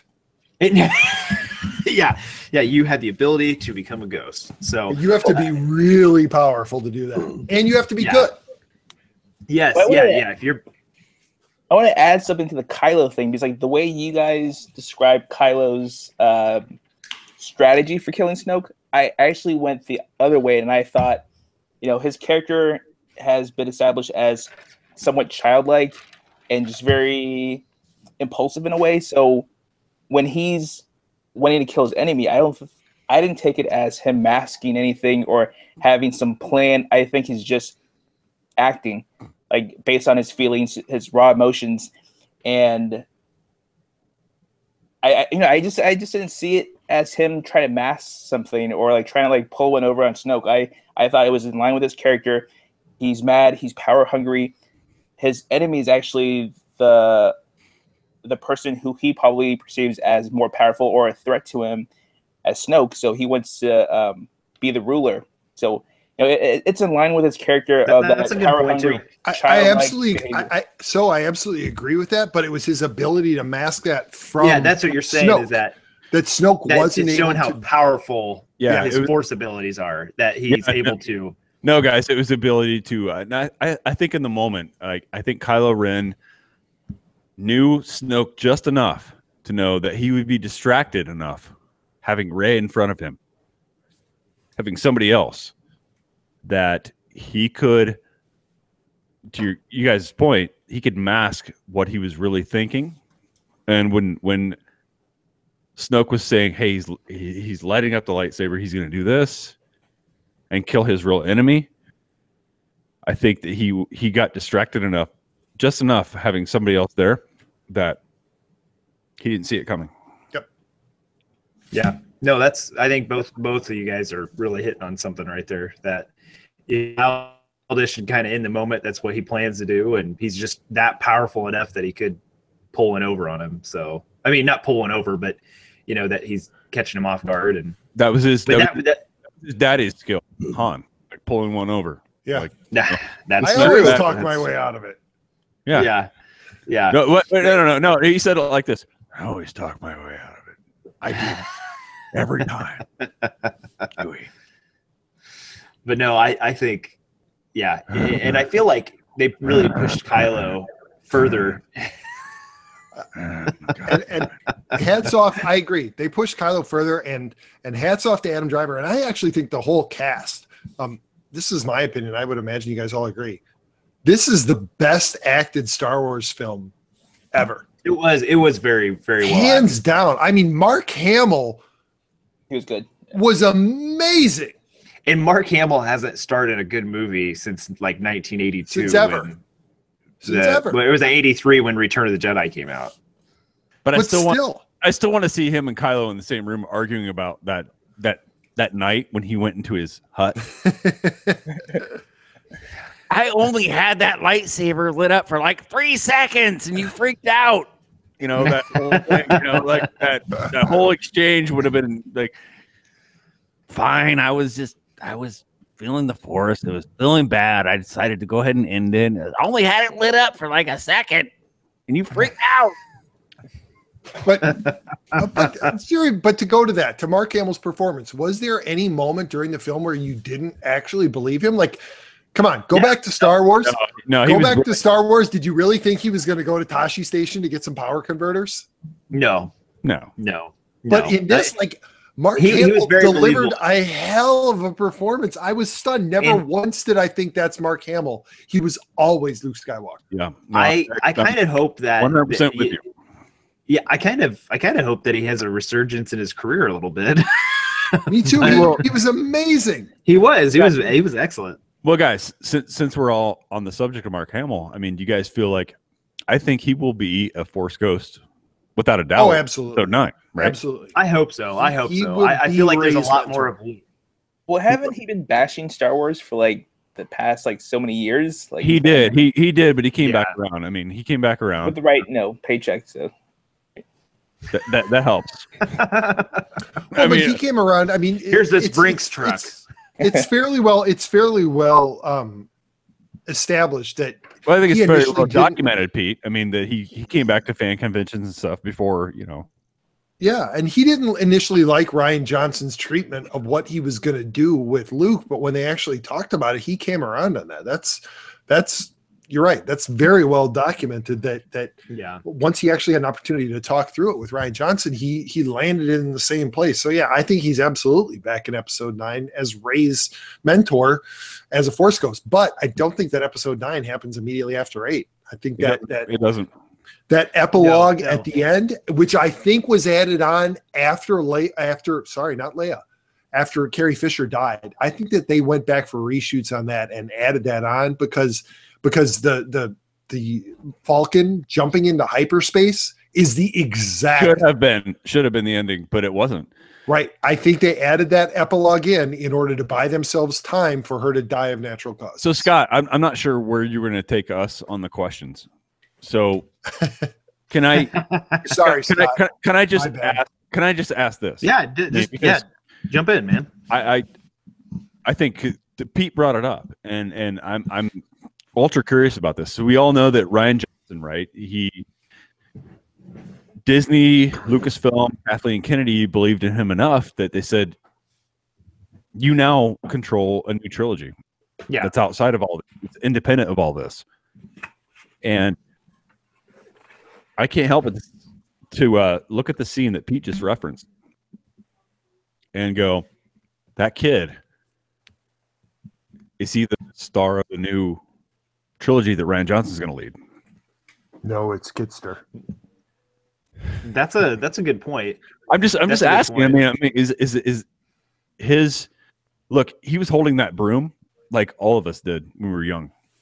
I'm thinking it was a lightsaber. Anything solid and straight, we held it and we're like, this is a lightsaber. Like, did you not do that as a kid? I love that. Except, I'm not talking about you, Right?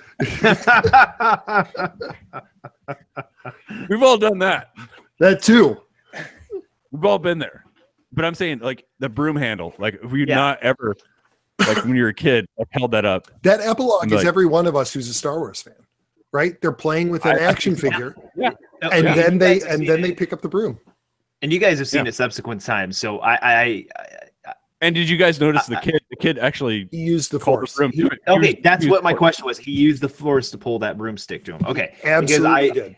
Oh, I didn't because notice that. my mind, I'm thinking, man, he force pulled that broom to himself. But I'm thinking, He did. or did he just step on it? And I Nope. want to believe he force No, pulled he it. So pulled he it. did, in fact, force I pull saw that it. broom. In, to I himself. saw it in Yeah. the first time I saw it, and I saw it in every subsequent viewing. It's absolutely Okay. a Force pull.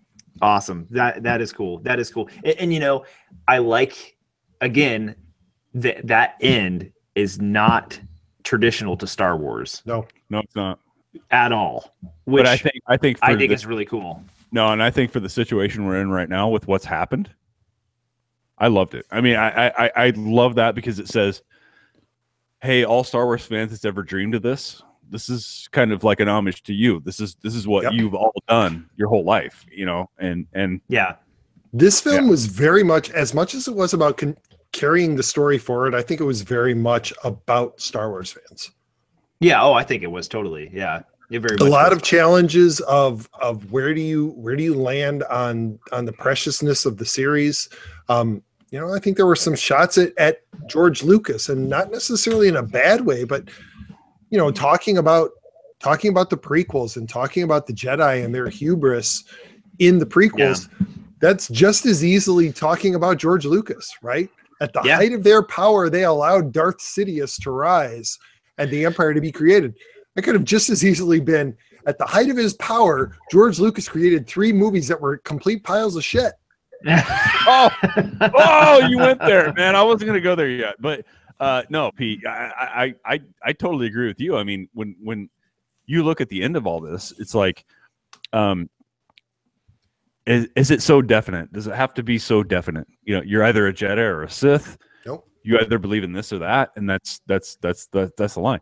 You clearly see from Adam Driver's character that he bends all kinds of rules when you go back to the definition of the Sith. Like, he doesn't fit any of that, right? I mean, he clearly in this movie couldn't pull the trigger and kill his mother. And a Sith, by Sith law, would have done it, right? Indefinitely. Now, the one thing that Rey's outfit in that throne room confrontation, she's wearing gray. Yeah. It's the same outfit that she wore on Jakku, but it's not. It's gray. And that's intentional. We've been seeing in the Star Wars universe a lot of gray. Scott, we talked about this in your first show.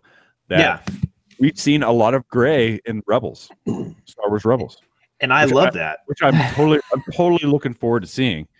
And after, once we get into January. But so this might not be something you're probably not, you don't follow. There's a cartoon out, Star Wars Rebels, that ties very closely into, it's actually considered part of the canon of the movies. And in that movie, oh my God. In that movie. I thought So fell asleep. Is he hearing me talk? I mean, but in that show, they're exploring the concept right now that to be a Force user, you don't have to be on the light side, and you don't have to be on the dark side. There's a middle ground there. Well, on that topic, what came to mind was Benicio del Toro's character, and he actually, I don't remember what he actually said, but he referred to something about it's just business. There's no good or bad. It's not about doing what's right or wrong. That's right. It's it was just surviving. They burn you today. You burn them tomorrow. Yep. Yeah. Yep. And I guarantee you, he made it off the ship. He's coming back in the next episode. And Pete, I'll go on a further limb and say, I guarantee you, he shows up in episode 9. Right. That's what I mean. He helped out the light side at that point. Yep. Absolutely. Yeah. Even though Finn's going to look at him, he's going to be like, nah. Because they're going to back up the Brinks truck. Yep. Right. No, I going back to that scene though. See, I told you it would help you. Yeah, that stutter. He had But going back to that scene with Rey in the gray.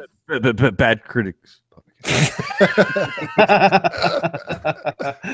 We can get him, Scott. We can do it. We can get Benicio. I can call him up. That's fine. I wanted more Benicio in that movie. I thought his character was really refreshing.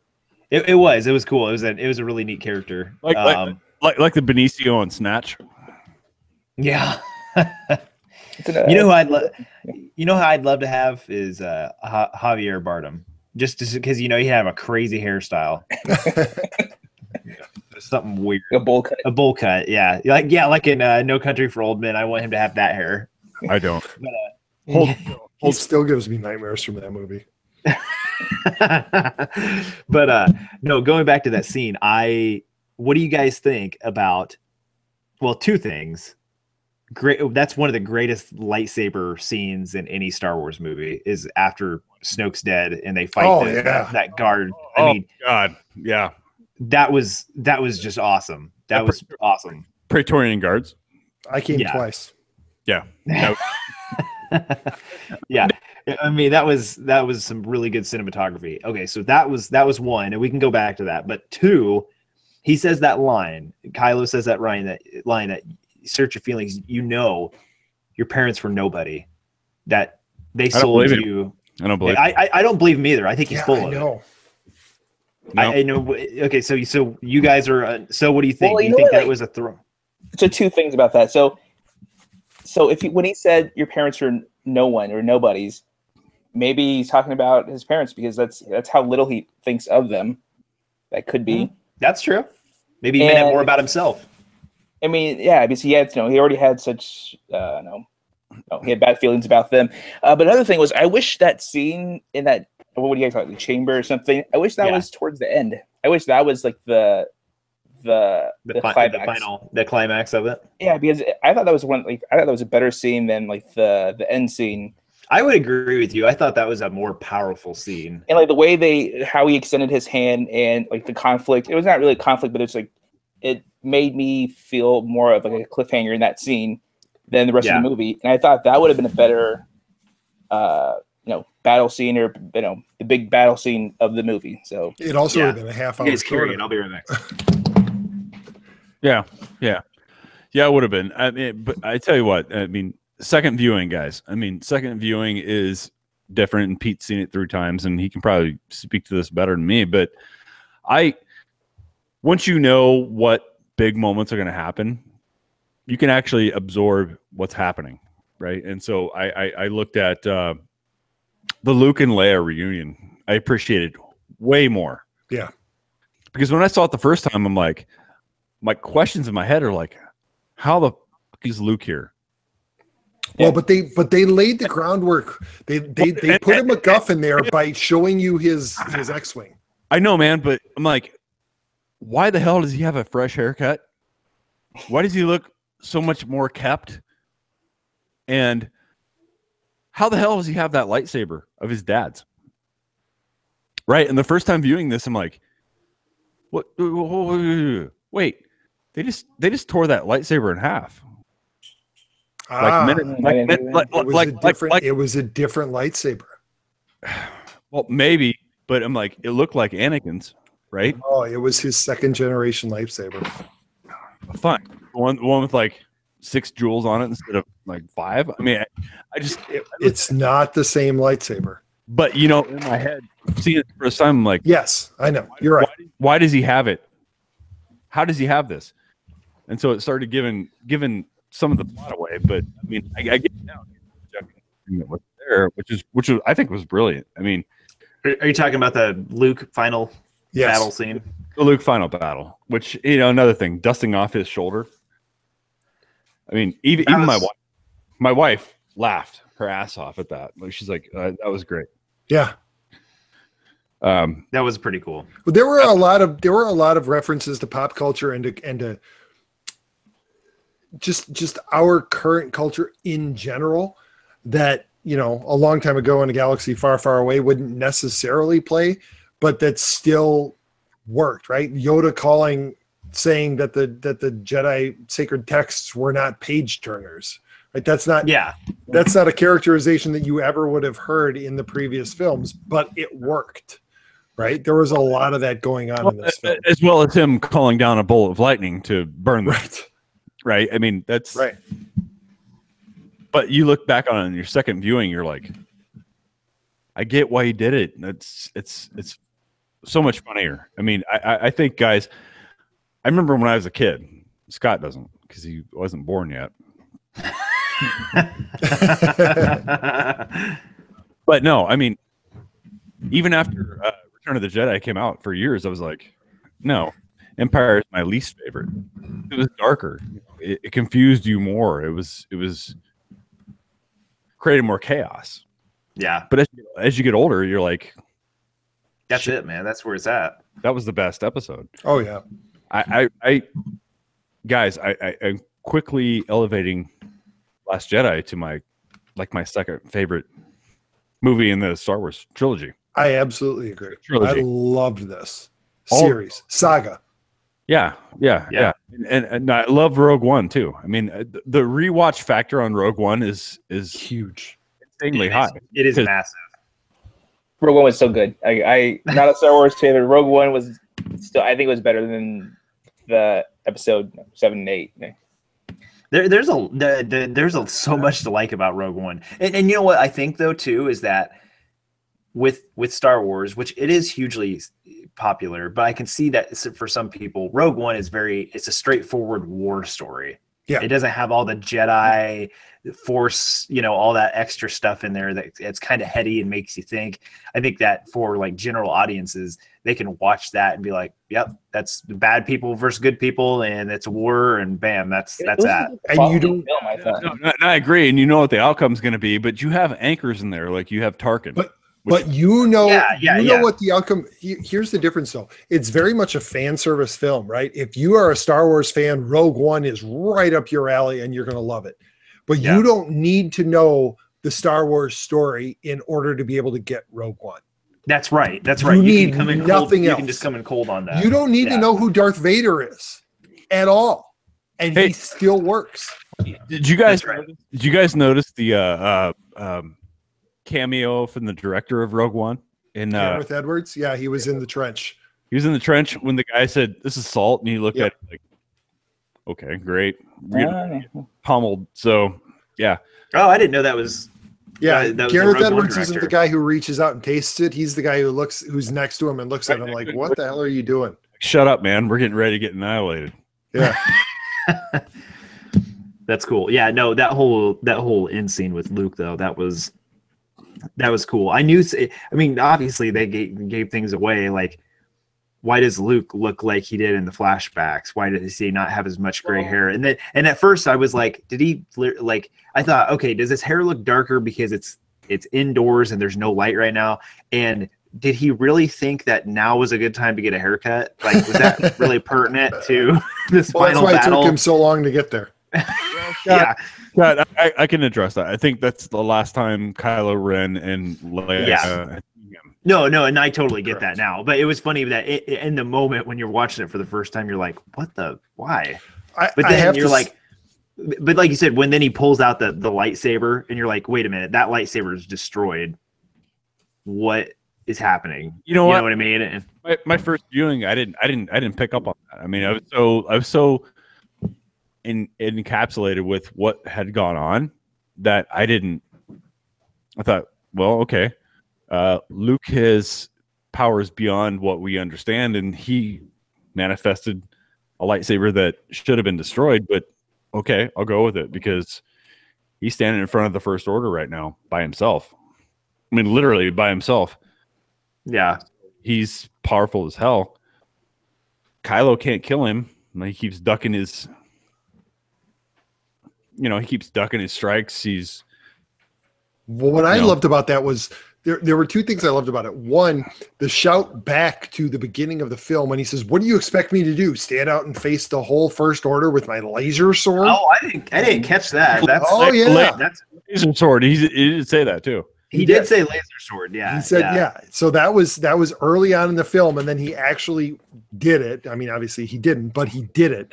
But then also the thing that I loved about all of Luke's fighting in this episode was emblematic of what Yoda had taught him on Dagobah.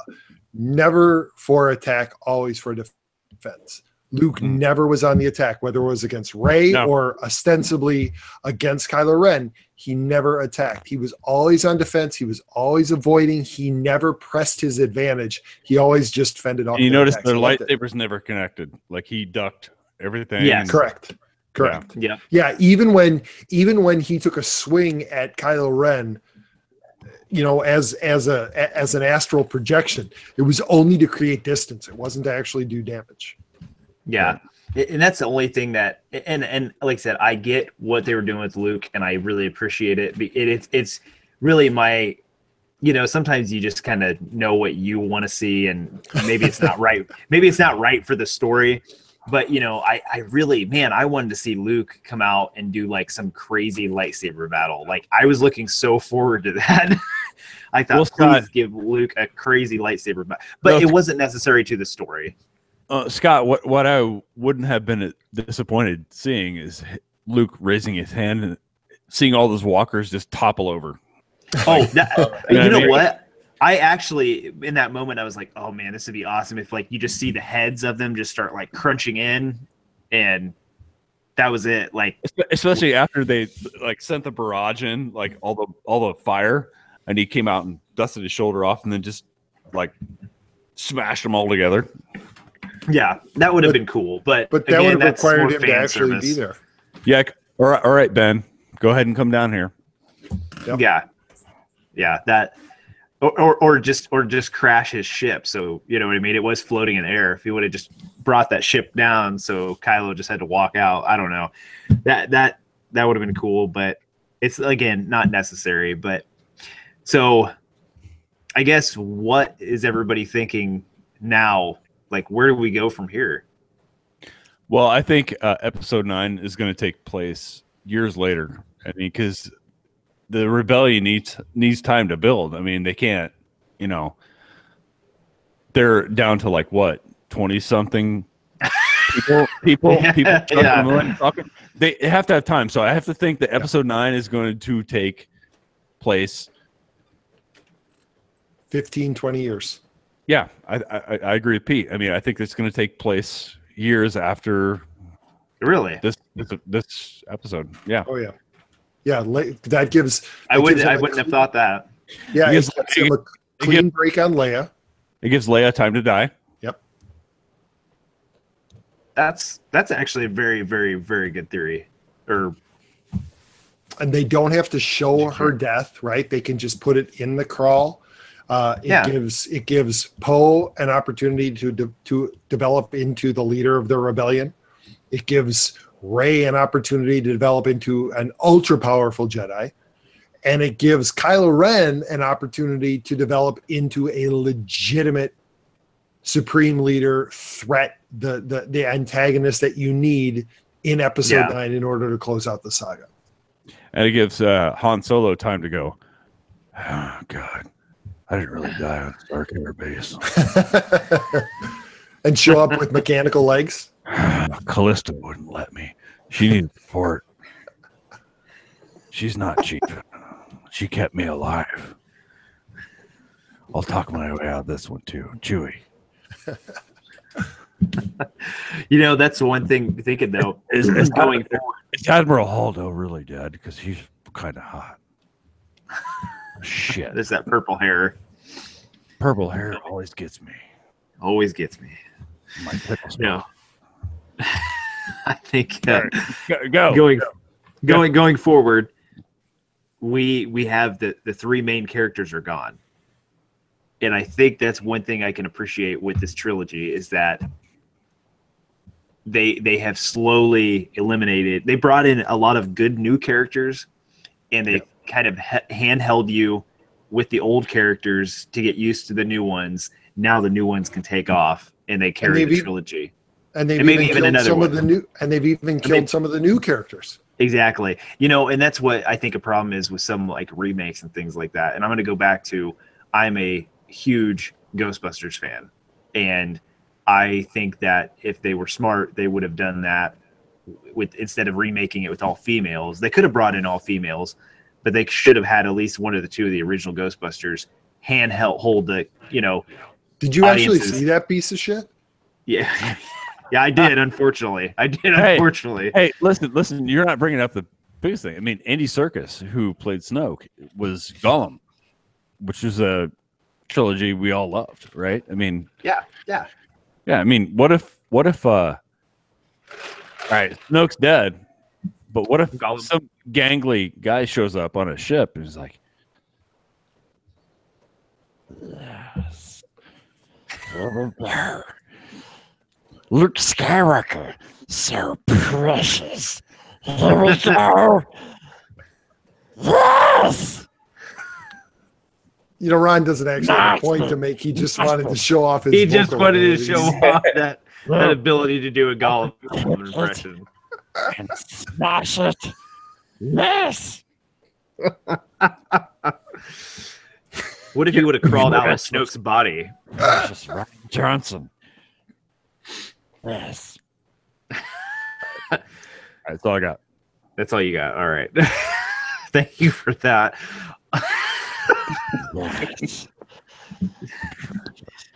But Star Wars is where's the Star Wars is precious? Oh my God. One thing after we said that, it made me stop and think. I thought was really cool in this movie is that I think it was Snoke that was saying is that there was this rise in the dark side with Kylo Ren, and that the Force brought somebody else in the light, and basically saying the light side of the Force chose. Right, Rey. I got this. Darkness rises, and light to meet it. What? Not as good as your Gollum. Not nearly as good as your Gollum. Is it the finger movement? You didn't like that? But no, I like that. Keep working it on. Darkness rises and light to meet it. Keep working. You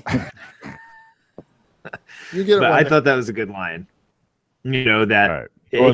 because before it's I don't know, that just throws the whole Rey's parentage into question. Maybe she was born of midichlorians. Oh, that's a shit show. Don't do that. That's why her parents were no one.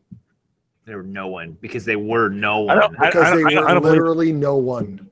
No, I don't believe that yet. No, I just thought that was a cool line.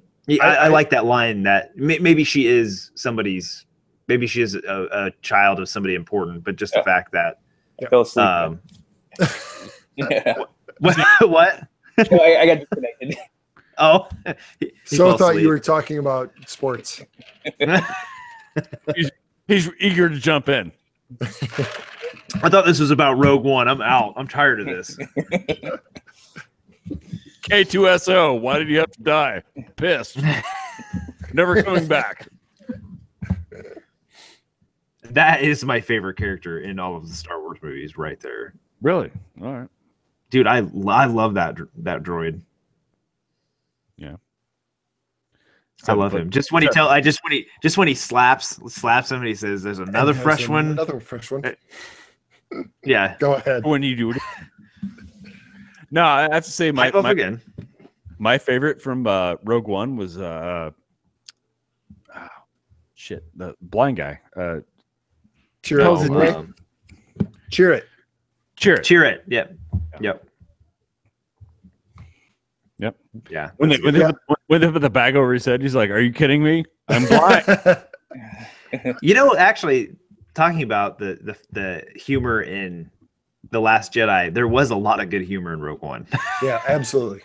No, there was. It was perfect. I mean, even down to God damn it, I totally forgot the scene. Yeah, guys, keep talking. You can do this. Come on, give us a description, buddy. You can do it. You can edit it. Sound it out. You can edit it. Come on, describe them. Male or female, robot or human. That doesn't help. Good or bad? What did he say? That doesn't help me at all. Well, first of all, the funniest moment was when they put the bag over his head. He's like, "Are you kidding me? I'm blind." I thought we were talking about Last Jedi, but okay. No, I was talking about Rogue One. Okay. I mean, one of my favorite funny Star Wars lines has been when they put the bag over his head. He's like, "Are you kidding me? I'm blind." That is probably the funniest in any Star Wars My movie. 4-year-old son even laughed at that. That's why it's funny. Because your 4-year-old son laughed at it, or because it's funny? No, because he actually understood the humor behind it. He's like, "That guy can't see why they're putting a bag over his head. That's funny." Hey guys, speaking of my 4-year-old, so tonight he saw The Last Jedi for the first time. And when Admiral Holdo decided to turn her ship against the Snoke's huge, massive, humongous ship and go into hyperspace and cut it in half, he's sitting next to me. All I hear is when that happens, like there's no sound, right? Which I love what they did in this movie. Like she went to hyperspace and it cut that ship in half, but there was no sound. Right. But all I hear is Will go, "Ha ha." He's sitting there, he goes, "Ha ha." Like he understood. Was it really quiet in the theater? Yeah. Yeah, it was. Yeah, it was. But he's like, "Ha ha." You know, it's funny. Scott, you alluded to this before talking about the throne room. This might be the most the most beautiful cinematography that I've seen. Yeah, no, I think so. I mean, there were some gorgeous shots. The way it looked. You're right. The throne room, Ron, the shot of her cutting the Snoke's cruiser in half. No sound right away. And no sound, right? The shot, and we saw it in the last trailer, but the shot of Leia standing, looking out the door with her face covered, right? Just that was a beautiful shot. And then the shot, the immediate reverse shot from behind her with the door open just enough and the sun just starting to set right before the shuttle. My God, there were a bunch of beautiful shots in this film. This might be the most beautifully shot Star Wars film of all 9 that we've seen so far. It was gorgeous. Yeah, the whole scene with like the red salt. Yeah, that was great. Like, I mean, it was obviously for visual aesthetics, just to add that in there. I guess it really serves no purpose for the story or like any background, but it just looked beautiful. Like, but it was a cool contrast. Red was huge throughout this film. Yeah, right? I mean, you saw it in the throne room. You saw it on Crate. You saw red reflected in various places on Phasma's armor when she made her first appearance. I mean, it was everywhere in this film. Snow scars were completely red. His background, his chambers were red. So yeah, I agree with So. I mean, yeah, it's beautifully done, but it was a color theme through the whole movie. Yeah. But it's one thing to select a color and say this is going to be the theme of the movie, but to execute it as well as they did. I mean, my God, they really from a film standpoint, just strictly from an aesthetic standpoint, this is a gorgeous film. Yeah. And that's I'm still, like I said, I'm still on the fence on some parts. Overall, it was an awesome movie. I really enjoyed it, and it makes me. I think Rian Johnson is a really good director, and I think he's very capable, and it makes me very excited to see what he's going to do. Not only with his own standalone trilogy that Disney's going to give him, but I would hope and think that he would have some sort of input on episode 9 also. You know what I mean? Like JJ, I think had some sort of a, capacity of what he was helping with on episode. I think there's a palette, Scott, that JJ has to work with now, and it's got to be uncomfortable, right? I mean, some of the main characters are done. I mean, you only have Leia to work with, and the actress is dead. She's dead. I mean, so interesting to see. And that's why I think we've talked about it tonight. I think this episode 9 is going to take place a decade, if not more, later, and natural causes are going to eliminate some players. Yeah. I think Leia's death. This is my theory, guys.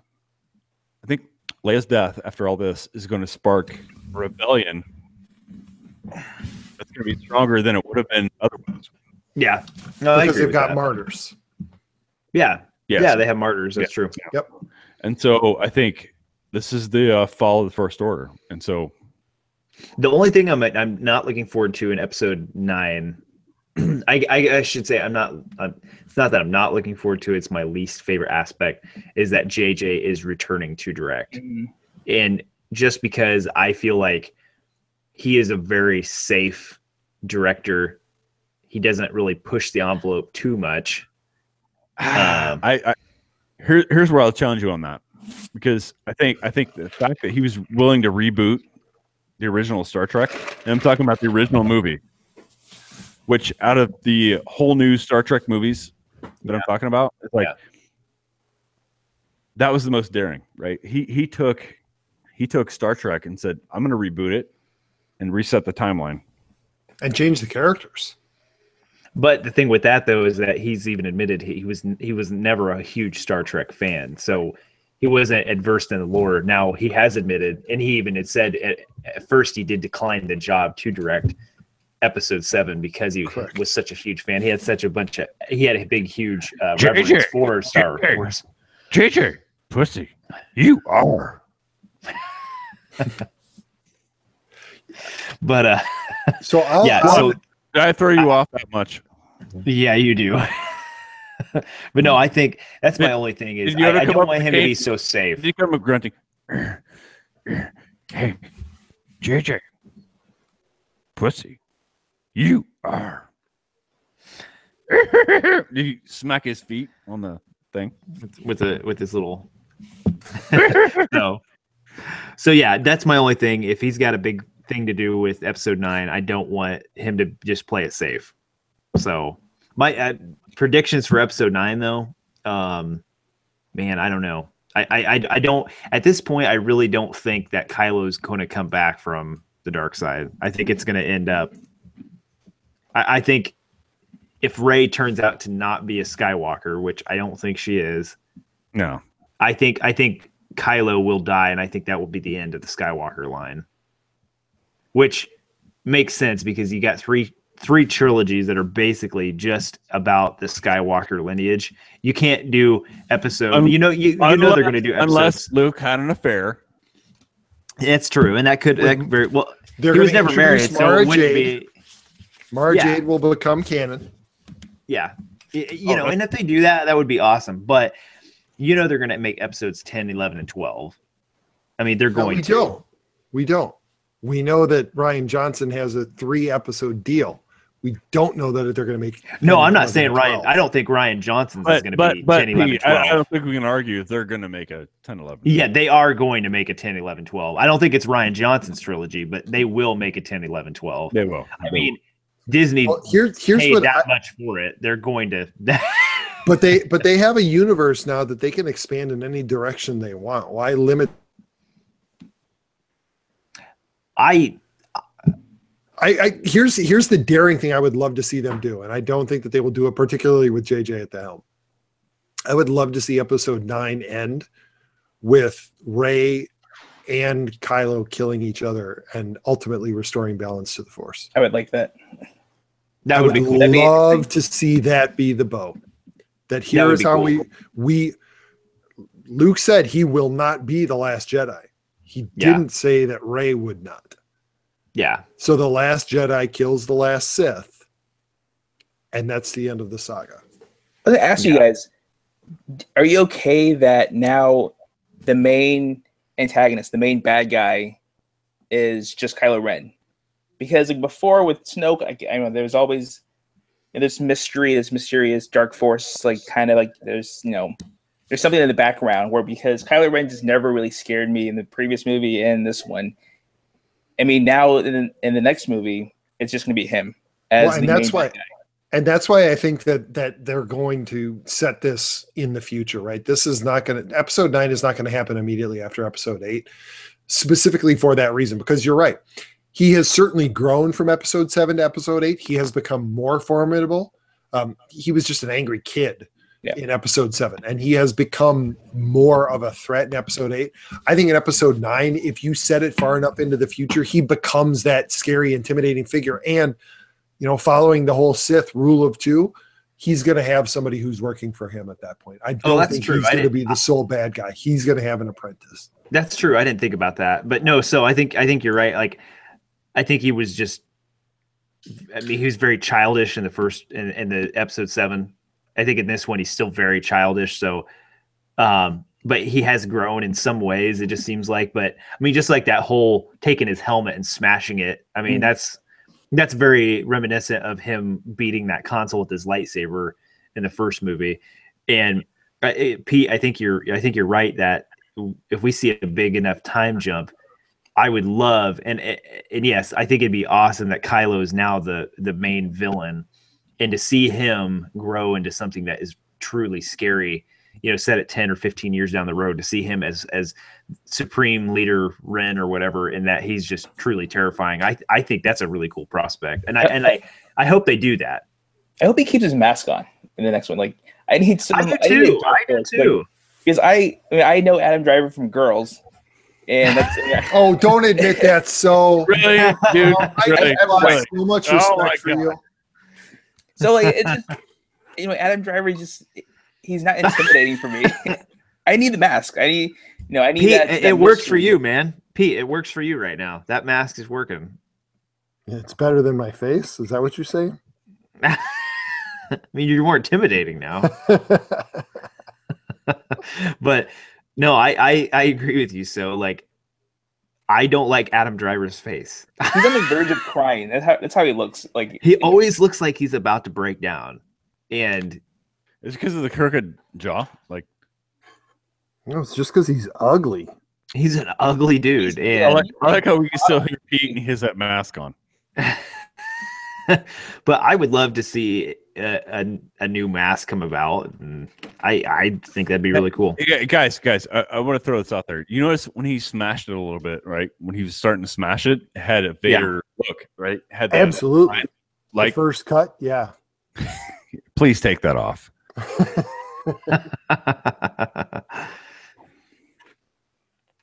Yeah, no. I'm not talking to you again until you have it off.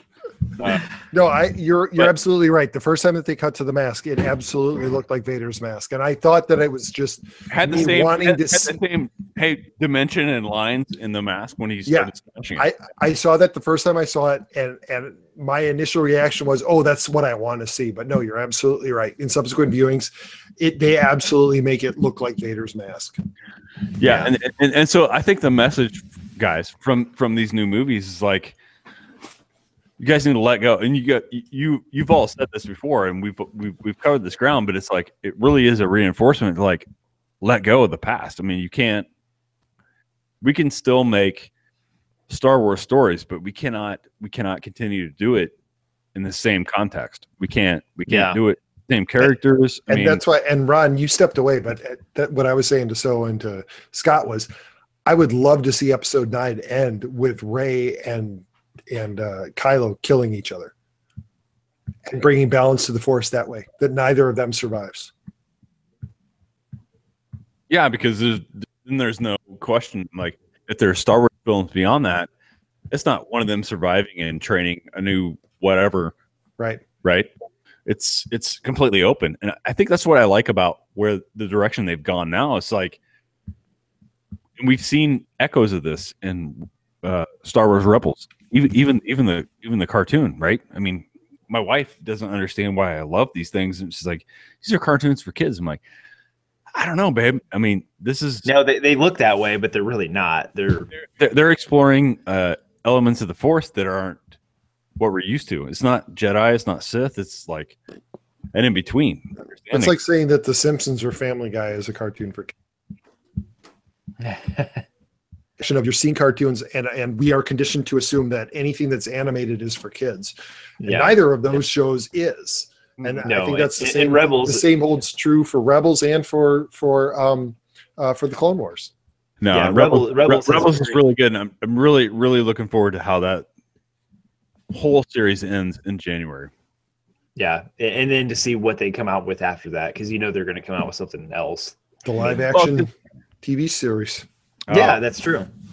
That's true. But I think cartoon wise, I mean, Disney's going to keep going with that. They got to have some sort of content for kids, and but man, I think that's going to be cool, and I'm excited to see where they take episode 9, what they do with that, and I hope that they keep exploring this whole. I really wish they would put the whole Jedi thing on the back burner for a little while, the Jedi, Sith, and all that. Like if episode 9 does truly end with, let's say they do kill each other and they come out with another movie that progresses this timeline where we're seeing something after episode 9, I would love to see where maybe there are Force users, but there's nobody who's specifically tied to the Jedi or the dark side or Sith, more either light side Force user, dark side Force user, or gray Force user. I would love to see that. And then maybe put it on the back burner for a couple movies, and then somebody says, you know what, we have to go back to the ways of the Jedi or whatnot. I would like to see something like that. Yes. We must go back to our ways. Dogmatic ways. Yes. That's actually a very, very good impression of Yoda. Yes. No, nothing about baseball you do.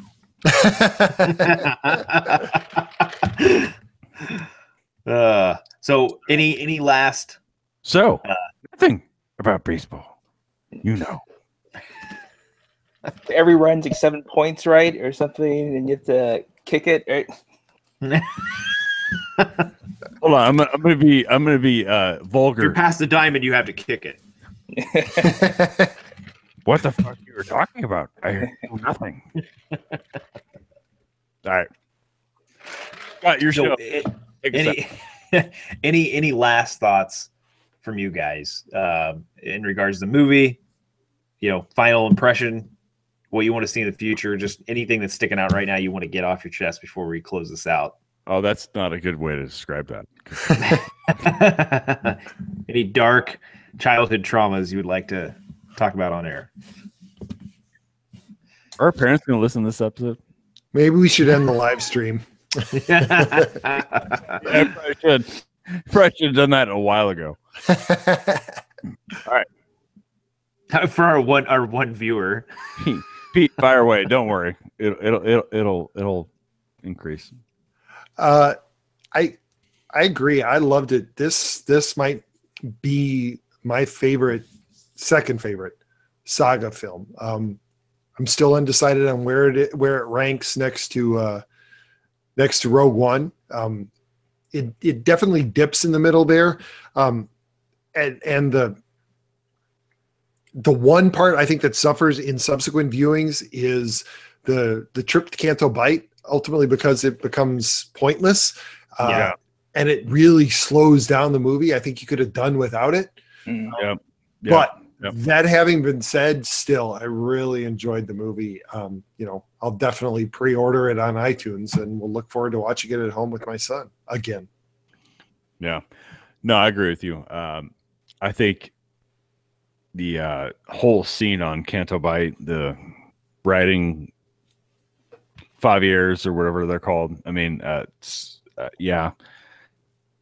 bit was a little rough, and we could have definitely moved faster if that whole sequence wasn't in there. But it was in there, and it was for a purpose. It kind of set up Rose's character and Finn kind of understanding that,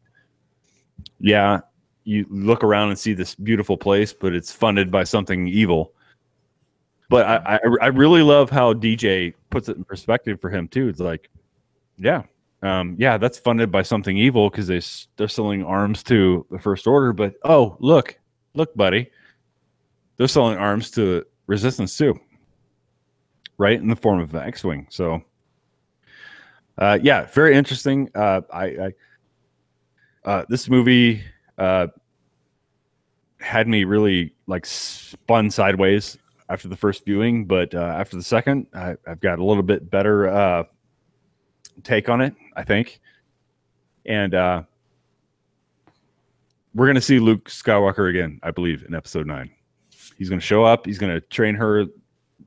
He's going to train her or show up like Obi-Wan did and just give him vague instructions. So I'm really looking forward to the next year. 2 years. Yeah, for me, like I'm hoping that the next one, I don't want to say that the last two weren't epic, but they just were like the end battle scenes were just a little smaller scale, wasn't as emotional for me. Yeah. For the next one, I hope that it kind of breaks away from that. I don't know. I just want something where the villain's going to be scary, threatening, dark, and then Rey's going to be able to match it. Something really climatic at the end. I'm hoping for something just a little bit bigger in the next movie.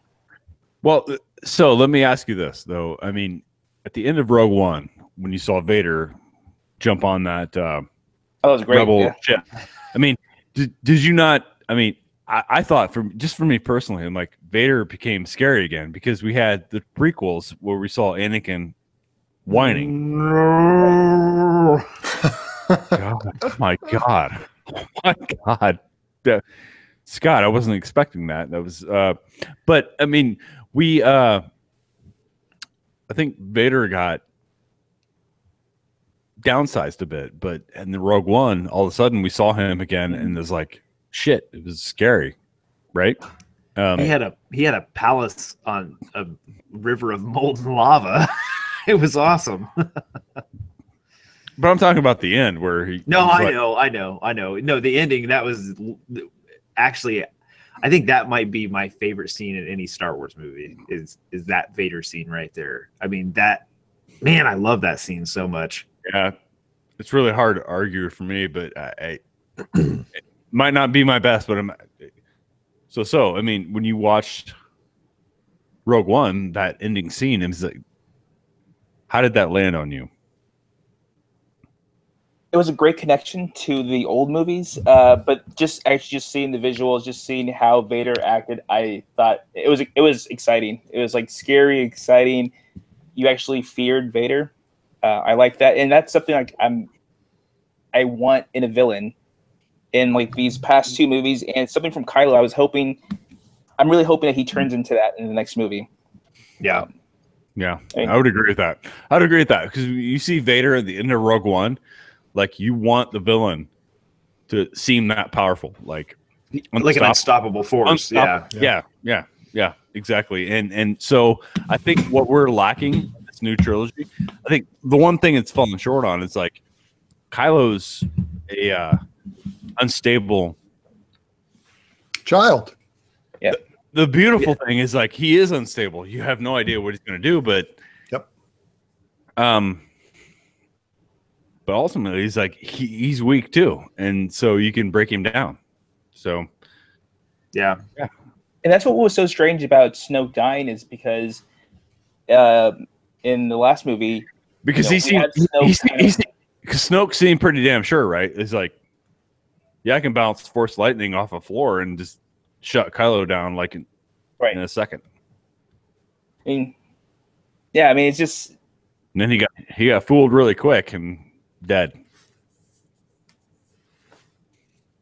Just dead. Sorry, so I don't mean to cut you off. No. I mean, I was just saying. I'm reiterating that Snoke is just dead. Well, that's what's so weird about it because I thought he was going to be in the movie until the end, kind of like how Return of the Jedi was. How the Emperor was in that. I thought that was maybe how they were going to set up the whole storyline and like for the next movie.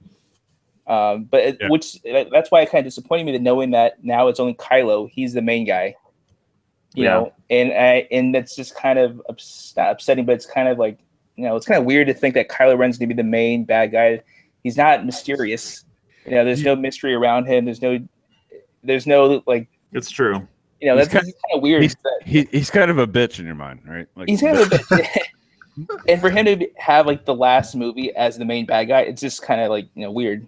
Like I need him to like grow up or be more menacing, something for the final.